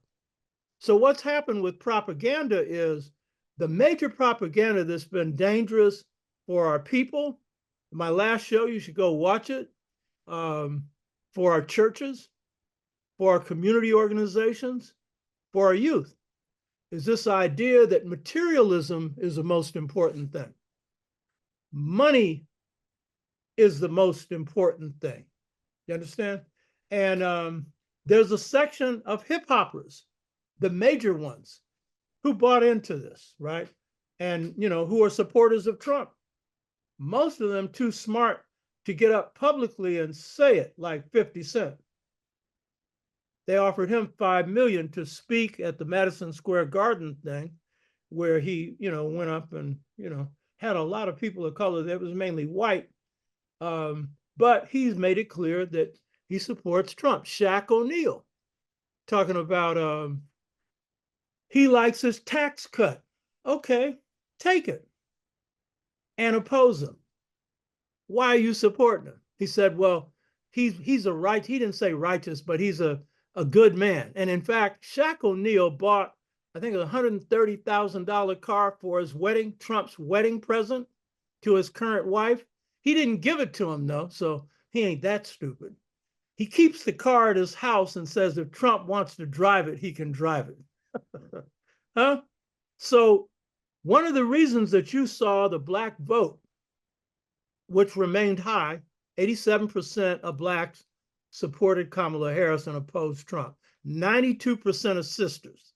Sisters are the most conscious group we got. Ain't no sisters falling for no Trump. You understand? But the fact is, when Biden ran for office the last time and won, 86% of black men supported him. But when Trump runs this time against Harris, 78% of black men supported Harris. Now, I'm not knocking black men because most black men have got their act straight. But the fact is, you've got a 78 to 86%, that difference right there, 8%, I think, difference, that could grow. That's the problem. And I understand why this younger group of black males, who probably make up the majority of that, did that, because they're the most highly incarcerated. They've got the lowest pay. They've got the highest unemployment rate. You understand? They are the ones who have been disregarded more than any group. So I understand why they're vulnerable, and they're open to glitz. And so the propaganda of glitz. So the media right now, if you see how the media is operating, the media is going soft on Trump, or they have taken any kind of position that would be opposed to Trump and muted it. The Jeff Bezos silenced the Washington Post from endorsing Kamala Harris. The LA newspaper did the same thing. CNN, the owners of CNN, which is Disney, instructed their reporters just before the inaugural address not to be critical of Trump. Give him a chance. Give him a chance. He's already told you what he's going to do. You understand? And then if you watch CNN, they have a pro and a con, and they give as much representation to what the right wing thinks as what the Democrats think, and basically drown the message out. So propaganda, so what's happening with Trump is he's got control of the House and the Senate and has got largely the media muzzled. And places like MSNBC, which was the anti-Trump platform, have lost so many viewers that they're being fired right and left, and how long that will even be there, at least in that position, is a whole nother story. So what you're seeing is, in terms of the truth is going to come from us. It's going to come from the organizing we do in the community. The real challenge to Trump is going to come from the streets. And right now, that is coming from people who have lost their jobs. And so that's where the demonstrations are coming from. But for the real organization, it's going to have to come that way. And then there are ways in which they're vulnerable. I've talked about some of this before. This requires organizing to do, but there are ways in which they can be attacked where they're vulnerable. But the main job we got is rebuilding our communities. Okay, we have a question from Minister Bill, and then I saw Damani had his hand up as well. Yes, you seem to have quite a clearer view of young groups who get it, who really do understand what's going on. Can you cite some that might make better partners for us, for our retirement aged activists? Yeah. Is that a question? Yes. Who specifically represent who you might think of as the best or most promising partners for our efforts at collaboration, intergenerational collaboration? Yeah, the intergenerational ones, they're the ones who are political and doing stuff. So you've got the ones in the South, for example, who were really running the whole voter registration thing that really shifted the Senate in favor of the Democrats under Biden. It was a shaky 2 votes. Those two were in the middle of the road, but he was able to squeeze out 1.9 trillion out of that. So it was those organizers in Georgia and places like that, a lot of whom were young sisters, brothers too. Notice who Biden rewarded. He rewarded Black women. He picked a Black vice president. He picked a Black Supreme Court sister, who's the best choice he could have made. Ketanji Brown Jackson. She's Black. I'm not talking about her complexion, which she is, and beautiful. And she got her an African name, but she's Black in the excellent sense. And that is due to Harris. Harris came in and weighed in on that choice because Biden was going to pick someone from South Carolina, because the member of the House from South Carolina played a key role in him being picked by Blacks in South Carolina as the presidential candidate in the primaries in 2020. And she was a middle of the roader. So Harris went in and told him. She did her research and homework. She said, Joe, remember this. This is your only choice of a Supreme Court justice.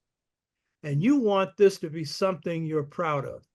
Leaning in made the difference. So part of who do we work with? It's the people out there doing the work right now. Some of them are elements of Black Lives Matter. Black Lives Matter is fragmented for reasons you're not aware of. People think, oh, they took some money. No, that ain't what happened.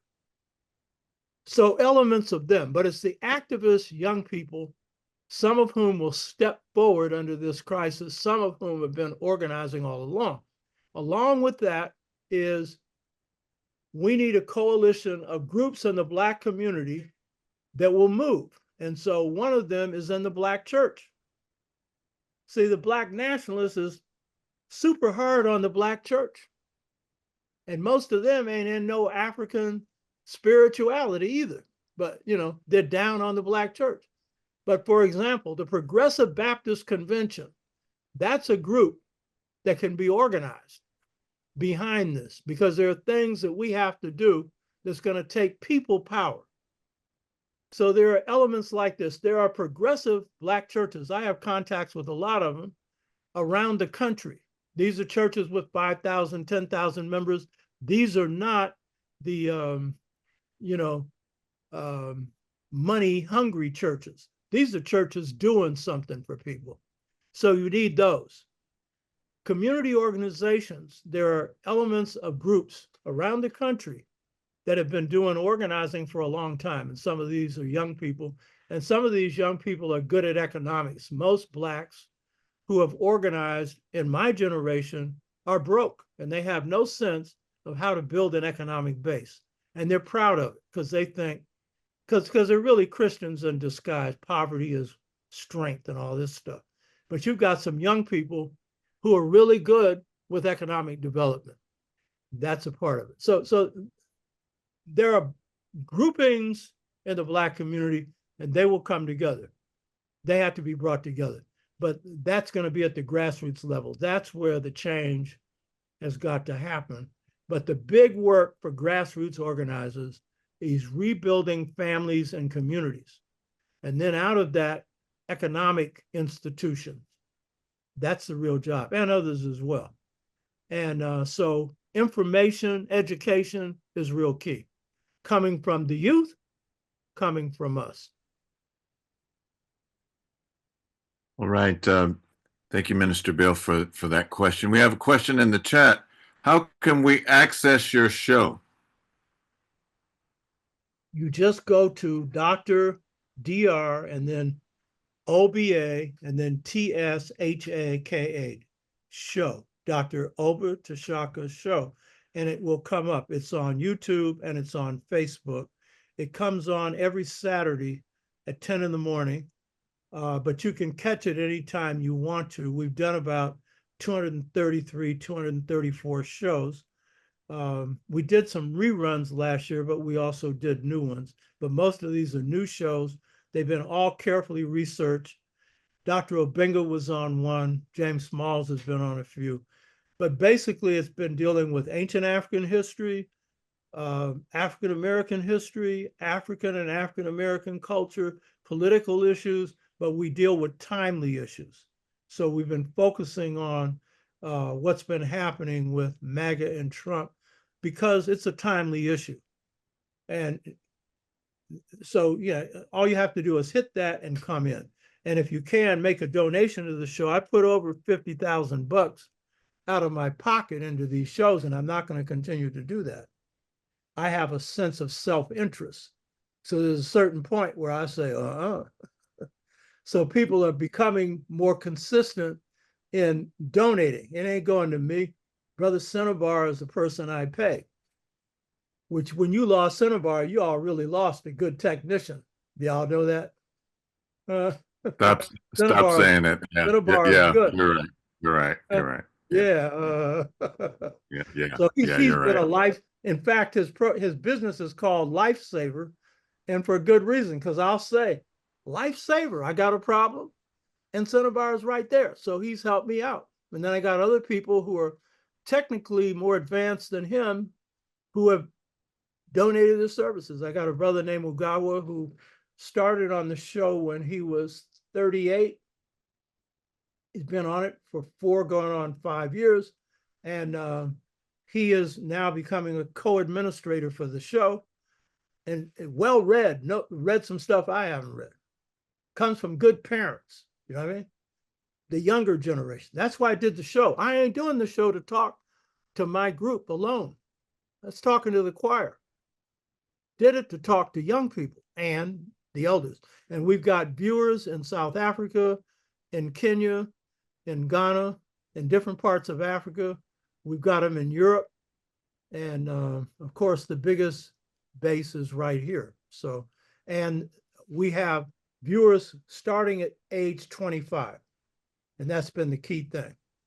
Hit that group, but we need more. But they got us on slow algorithms because that's really where the propaganda is. It's the rhythms that run, the algorithms that run the internet, and they're run according to money. If you got something that's got money and it's stupid, if you got stupid talk and you just, girl, you know what? You know what I mean? Huh? Oh, the numbers go up. But you start talking, and they tried to knock me out, you know. Facebook knocked me out. They actually cut me out. Well, I have a student who I got into a master's program at San Francisco State in a master's in business administration, Lawrence Freelo. Lawrence was a member also of Pan-African People's Organization, doing a lot of organizing with me. And Lawrence is now living in Asia. He likes Asia. And so he has a Chinese friend who's way up in Facebook. Talked to him and he just restored me. Ain't that nice? Yeah. Yeah. Yes. Otherwise, I've been silenced on Facebook, but it's hard for them to get me on anything technical because I'm not cursing, I'm not lying. You can fact check my stuff, but they can do it to you no matter what you're saying, but they're less likely to do it. So that's been that side. Any other questions? I don't see any other questions. We have, did somebody say yes? Yeah, Damani. Oh, I'm sorry, Brother Nemani. Yes, go ahead. Doctor, over to Shaka. Yeah, I enjoy your Saturday shows. I go back and watch all the videos, especially the one about Arianism. But a quick question: you didn't explain the two cultures. I think our people are confused about the European culture and African culture. Dr. James Smalls talking about the 7 elements of culture. And Dr. Marimba Ani talks about our worldview versus their worldview. Our worldview, we're a unified spiritual whole, focused on spirit and the God within. Their worldview is individual beings. And so it seemed like, how can African people come together if we have a different concept of culture and a different concept of what a worldview, to me, which guides our spirit, guides our modus operandi, our worldview, if we have a different, so that's my question. Different from what? A different worldview? Yeah, you mean that we as a people have different worldviews? Is that what you mean? Yes, I'm saying our ancestors had a different worldview. We was a spiritual unified whole. It's more like the democratic socialism. Democratic socialism they practice in Sweden, Switzerland, some of those Nordic countries. It seemed like what we should be moving to it, to me. Okay, I'll give it, but I did give it a brief definition. I didn't go through all of it, but I did. I pointed out that there are certain keys to African or New African culture. And I said spirit was one. I said family was another. I said humanism was another. I said freedom is another. And there's a whole bunch more. And I've written a book on this. Integration Trap, Generation Gap Caused by a Choice Between Two Cultures. And we have made the mistake of neglecting our own culture, and our scholars have been the ones most responsible for that, because most of them who are Afrocentric have focused almost exclusively on Africa. That's the root, but we're the fruit. And don't assume that we don't come from a culture. So I'm going to give you a little novel explanation of this. Black nationalism. Let's take Black nationalism. The idea that we're a nation within a nation, Malcolm X was a Black nationalist. Marcus Garvey was. Martin R. Delaney is like a father of it, and others, okay? So let me show you how this works with the people. You have nation state Black nationalism. That's what they are part of. That is, if you were Imari Obadeli, who was in the Republic of New Africa, then your idea of a nation was we needed to have states in the South. That would be the nation state, okay? Or Garvey, we needed to leave the country, go to Africa and, reform with Africans, And Malcolm was in between and then evolved into a revolutionary who was talking about the chicken and a duck egg, and the chicken was revolutionary. Chicken couldn't produce a duck egg. And if a chicken did, it would be a revolutionary chicken, right? So Malcolm was talking about the need to restructure the society along revolutionary lines. You're suggesting it could be based on Europe. That's actually not revolutionary, because what the Europeans have in providing healthcare, education and stuff like that, that comes from Roosevelt. That's the New Deal. That's not revolutionary. That's good, And you need that. But revolution is when you restructure a society so that it benefits the poorest among them, all groups, ethnic and otherwise, you know. So in terms of culture, so that restructuring requires us to have a vision of just societies. My book, Return to the African Mother Principle of Male and Female Equality, addresses that. Among the African-centered scholars, I'm the only one that's a revolutionary. Did you know that? Obinga said that, but that's a fact among the African-centered scholars. And so this book lays out the vision for how, what's the basis for a just society? And God gave me that answer. That answer was what it was before. So if you watch my early shows, I do a series on the Anu, who are the founders of Kemet. They come from the Kun, the Chwa, who are the world's first people, who actually established a civilization that lasted for 130,000 years. It's not studied. That's the hunter-gatherer society. So when I was talking about I went on retreats and I went through this spiritual stuff, I had a visitation from God. I saw beautiful light. And God is a great white light. And without speaking, when I was asking, what's the basis for just societies of Africa? The answer was based on the Twa, which I never expected them to give me a Twa answer. And so without speaking, the light said, and you read this book, have any of you read Return to the African Mother Principle of Male and Female Equality? Have you read it, brother? One that just asked the question. Have you read it? No, I have not. Okay. Marimba Ani and I both presented our books because they came out the same year at ASCAT's conference in 1995. She went first and dealt with Urugu. She comes out of SNCC, Student Nonviolent Coordinating Committee. She was the wife of Bob Moses. And so she presents the view of the unjust society, Urugu, which in the Dogon system means the masculine minus the feminine principle. So what she's doing is showing that the Western system is based on the cold-blooded Aryan masculine model. And she does a critique of this and everything else, which is quite good. And then I went through mine where I critiqued Sheikh Anta Diop and showed that he was wrong in his two cradle theory. That was like going before the Pope and telling them that Jesus wasn't the Son of God, which he isn't. And afterwards, Jacob Carruthers came up to me because he's my teacher. He's a little guy.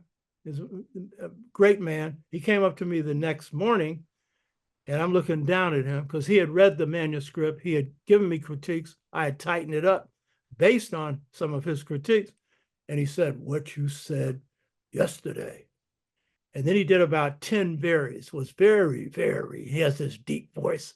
And I'm wondering, what the shit's going to happen? Because if Jake says I'm wrong, I'm wrong. But I knew I had done my stuff. He had said so. So he says it was very, and then he finally said, necessary. So what's the vision that comes out of here that's a basis for restructuring society? What is it that's lacking with the Marxist view, where they say it's equitable distribution of wealth? And that's a good idea. That's why I'm not anti-Marxist, but I ain't no Marxist either, because it comes along with an Aryan or European worldview. And by the way, Aryan means Lord and Master. These are the people that give rise, and remember, Ani doesn't cover this group in her book. They give rise to they give rise to the nomadic societies, and then in turn, out of them comes capitalism. It's a system where the Lord and Masters, who are the warriors, Arius, Lord and Masters, control the Aryans. And in Western thought, who are the Aryans? The no good for nothing, dirty people. That's white people. You get it? And so when you buy into, so why is it that the Marxist revolutions that said they wanted to equally distribute wealth, why is it that in the Russian Revolution, which wasn't a revolution, it was a coup d'etat at the top, they seized power, why is it that they use as much violence on the people as the czars did? In fact, more. The Chinese didn't do it as bad because they have Confucianism, but they did it, but they didn't do it as bad because they have some ethical content to it. You know what I mean? So the vision for just societies that I received from God, and when I say this, these are God's words, not mine. I'm asking, what's the basis for just societies? And so in this experience of the light that I won't go into, is my most beautiful experience of my life, beautiful light. Choice between two cultures is a smaller light. What God said is the just societies of Africa were those where God didn't say any of that. I'm just giving you the preface to this. Were societies where, and the rest of this God said. And when I get this, I don't hear a word or anything that's telepathic, the light without speaking. These were societies where all the males and females were equally empowered to govern every phase of society. In other words, just societies are based on the balance between males and females. I ran this to my mother, as I said, was an A student and very smart. She said, what makes more sense than this? As a Black woman, I've been fighting for this all my life. So that's the answer for how you restructure societies. It's got to be based on that, because societies is made up of nothing but males and females. Now, for that to work, there has to be a synthesis of masculine and feminine. The spirit and reason, they have to be synthesized so that we're about creating kind people. That's what you had for 130,000 years with hunter-gatherer societies. And these were societies with no slaves. It's the only society where there was no slavery. What's wrong with Marxism? They talk about equitable distribution of wealth, which I agree with, but there's no equitable distribution of power. And where would that power be? It would be between the males and females. I like Castro, great man. He sent his army into Angola to stop the South Africans. Good for you. The problem is everything started and stopped with Castro. You got a majority of people in Cuba who are African. But where was their say-so in this, let alone the majority of Cuban people? So the Cubans did very good at what Castro was good at. He was a good man in many ways. I respect him, you know. He wasn't out for the money. He was always wearing his little green military uniform with the 45 on his hip, and he lived simple. He wasn't into the wealth, but he was into the power. And so what was Cuba good at? They were good at the medical system. In spite of an embargo, they have one of the best medical systems in the world. They have a great educational system. And in fact, I was able to get one of our members into their medical school. He was just homesick and couldn't stay for the whole education. Smart enough, but you know, he just couldn't hang in. He missed his family, part of our culture, you know. And they're good at intelligence, meaning spies, because the Russians trained them in that. They're better at spycraft than the Americans are. You understand? So the Cubans, they did a lot of good things, but you know what they failed in? Breakfast, lunch, and dinner. Everybody is queued up for rations to this day. People don't get enough to eat. Why? Castro did not allow the people to have a free say-so in running that country. That was his mistake. Notice, I ain't putting him down. I like Castro. I'm a revolutionary. I wouldn't have survived 5 minutes in Cuba once I started opening my black mouth, you know, and a whole lot of other people. Africans are entrepreneurial by nature. Africans are into business. And guess what? Not capitalism, communalism. And it's been Castro's brother, Raul Castro, when he came in, he was running a better economy in the military than Castro was running in the government.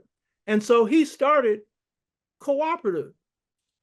He started encouraging people to do that. They should have done that in the beginning. And there's a lot more they have to do. And yes, there's an embargo. It hurts them, but it didn't stop them from having good education. It didn't stop them from having good medical care. It did not stop them from outfoxing the CIA. So don't tell me you can't produce breakfast, lunch, and dinner. The Cubans are eating worse than they were under Batista. That's because Castro was not into economics. Most leaders of revolutions are not good with the economy. Mao wasn't. Let the people do that. So that was a mistake. So I'm saying this formula of all the males and females being equally empowered to govern every phase of society, you have to be creative how you apply that in a large society, right? But that's the basis for it. And the basis for it is people who are in leadership, be humble, listen. But the people have to have the power so that if you don't listen, they're going to do it anyway. You know what I'm saying? China is a strong nation now. Why? Because Mao, who was not good at economics, and a lot of people died under some of his policies, not because he was against the people, he cared about the people, because he was no good with economics. But when a guy named Deng Xiaoping came in, who's barely 5 feet tall, and what he did is he told the farmers of China, I don't care what color a mouse is, as long, or cat is, as long as they can catch mice or rats. What did he mean? I'm not running the economy based on ideology. I'm running it based on what works. So what did he tell the farmers? You are free to do what you want to do. And guess what? China took off. I'm into business, by the way. I'm just not into making money. I don't worship money, but I'm good at it. And I know this. If a people are going to prosper in an economy, this ain't capitalism. This is communalism. They got to make a profit from it. That's the bottom line. You hear me? Okay. So Okay, the point is, yeah, let me finish this. So the point I'm making is this, that this idea of male-female equality works in the family. It works in the community, and it is the basis for reconfiguring a society. It's got to be updated to 21st century realities. You got to be creative with it. But it's the people that have that power. Dr. Tshaka, we have 2 more questions, and I'm going to let that remain. Those are the last 2 questions. One coming from Minister Bill, and then one in the chat from Mama Darnisha. Go ahead, Minister Bill. So the Bay Area seems very much saturated with tech industries. Say that again, the Bay Area is what? The Bay Area seems very much saturated with tech industries. Right. Are you seeing young, any Africans of any age who are both tech savvy and attuned to the sort of broader African themes that you're emphasizing? Yeah. I'll give one example. I have a former student of mine who's running some coffee shops. He set up a business in the Hunters Point, and now he's running them in the city hall in San Francisco. He set up programs in the Hunters Point. He's a computer technologist. He worked for $1 billion law firm that services Facebook and these other corporations. He's quit that and he's setting up his own businesses now. And I've had him on one of my shows where he talked about his business. But what he's done in the Hunters Point is he set up computer training for young Black males in the gamut of computer technology. And then he's also operated stuff through San Francisco State for ex-cons coming out of prison, training them in that. So yeah, there are brothers and sisters like this. And what I've learned from them is that the younger generation is technologically oriented, and particularly the younger Black generation. But whites, of course, they get the job. Silicon Valley has been hard on hiring blacks. But the fact is, blacks, because our culture is a creative culture, blacks are good at creating programs. That is where they're really good in computer technology. Whites are better at managing programs. They do innovation too. But that is basic to our culture. That's a key component of our culture. So yeah, there are people out there with those skills, and we need to rebuild our skills in the Black community. Because one of the reasons why families have fallen apart is we were overly concentrated in manufacturing. And when those jobs went, it just did a devastating hit on Black families in places where we were into industry. The Bay Area is not one of those places, at least not, you know, Oakland, San Francisco, down the peninsula. Yes. So yeah, that's part of what needs to happen. So yeah, there are people out there, but that needs to be an emphasis, key emphasis. You know, And once more on Mao and food and such, I'm then understanding that in fact, anyone who's leading needs to have a strong scholarly base. And when you mention the food, I'm reminded of what was happening around early Tuskegee and the dominance in agriculture. And in essence, there is a very widely dispersed and disseminated intelligence around growing things. And if you can't capture that and put that to use of the people, then you're really going to have a hard time. If you expel that, if you disable that, it's rough. well, it's rough Can for you us speak to that? because our farmers got no aid from the federal government. And so the federal government is what keeps farms alive or they go dead. And what's happened in the US is farms have become multinational. So it's the big farms that run everything. And most of the small farmers have been driven out of business. And so, but at least those, when they were operating, could get something from the federal government. That just now they're giving us a little reparations on, you know, for money we never got. So it knocked our business out. That's only part of the reason. Violence was the other. You get land and whites come and tell you they're taking it. You got 24 hours or you're dead. That happened. So there's a lot of reasons for that. So I don't know if we can bring back agriculture. It would be an important thing to do, but I don't know. That's a hard one. But whether we do or not, we've got to rebuild economies, you know, in our communities. And we've got to be able to protect the economies we build, because they will come after you. Because for blacks, Black wealth is considered a threat, particularly if it's dispersed among Black people. That's considered a threat. And so they will come to take your wealth. So you better be able to defend your wealth. Understood. That's a lot of different ways you do that. It's not the obvious ways you think of. All right.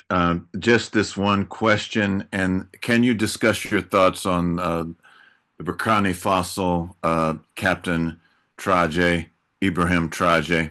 Traoré, and actually prefacing that, good evening, Dr. Tashaka, you mentioned this Hunters Point. I'm also based in Hunters Point. When I first met you as a student, I was living in the public housing of Hunters Point. Who is that organization and the person that leads it?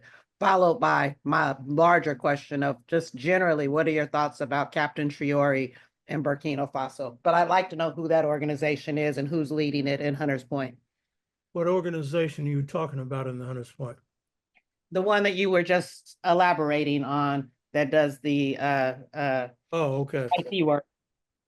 Yeah, I'm trying to remember the brother's name, but he has a coffee shop in the Hunters Point, and he's been working to build that. He put all his money into it because again, he couldn't get the financing for it.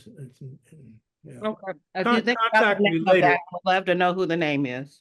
Yeah, contact me later. I can get it to you. I'll give it to Imhotep and he can give it to you. Thank you. In terms of not just the brother you're referring to, but French West Africa in general, there's a move in French West Africa to expel the French because the French are still running a colonial project in Africa.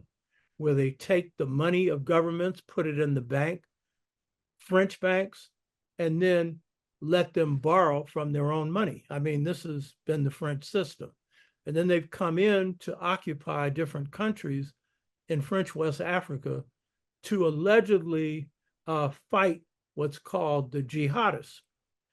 But it's just been a way for the French to take control. So there's a movement in West Africa, in French West Africa, where the leadership, in this case, often the military, is empowering the people and running a Pan-African agenda and saying that they want the Europeans out.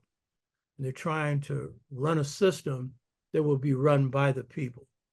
And we'll see how that goes, but that's a good move. Usually military leaders are lacking in understanding how to maneuver in this economic environment of the International Monetary Fund and the World Bank, which is basically where you're going to get money to run a government. And then that's how they entrap you. So assuming that they can handle that, that's good. But whether they do or not, it's a good move. You know, it shows that the younger people are waking up. And in this case, they're using the gun for good advantage. And Which- where Ibrahim they go. Traore is a very young man. He's 38. He's the youngest leader in Africa. But I was hoping that you might have some thoughts on Ibrahim Traore and Burkina Faso in particular. No, that's it. That's my general view, that all of them are moving. Those that have pushed the French out are moving in a similar way, and it's good. You know, where it goes, I don't know. You know. All right. This has been a tremendous Black Knowledge Matters. We have gained tremendously from listening to the experience, the oratory, the guidance of Seba, Dr. Oba-Toshaka. I want to thank him for granting his time to share with us. And I'm glad, I hope that you all will visit his podcast on Saturdays. Very informative. And if you can't catch it on Saturdays, as he said, go to Facebook and or YouTube to get the programs that you missed. Thank you, Dr. Toshaka. I'm not going to allow any more discussion. It's 7:24. Some people are on the East Coast. And I just want to say, Asante Sana. I really appreciate it. And I'll be talking to you soon. Thanks. I appreciate you all. Right on. Ashe.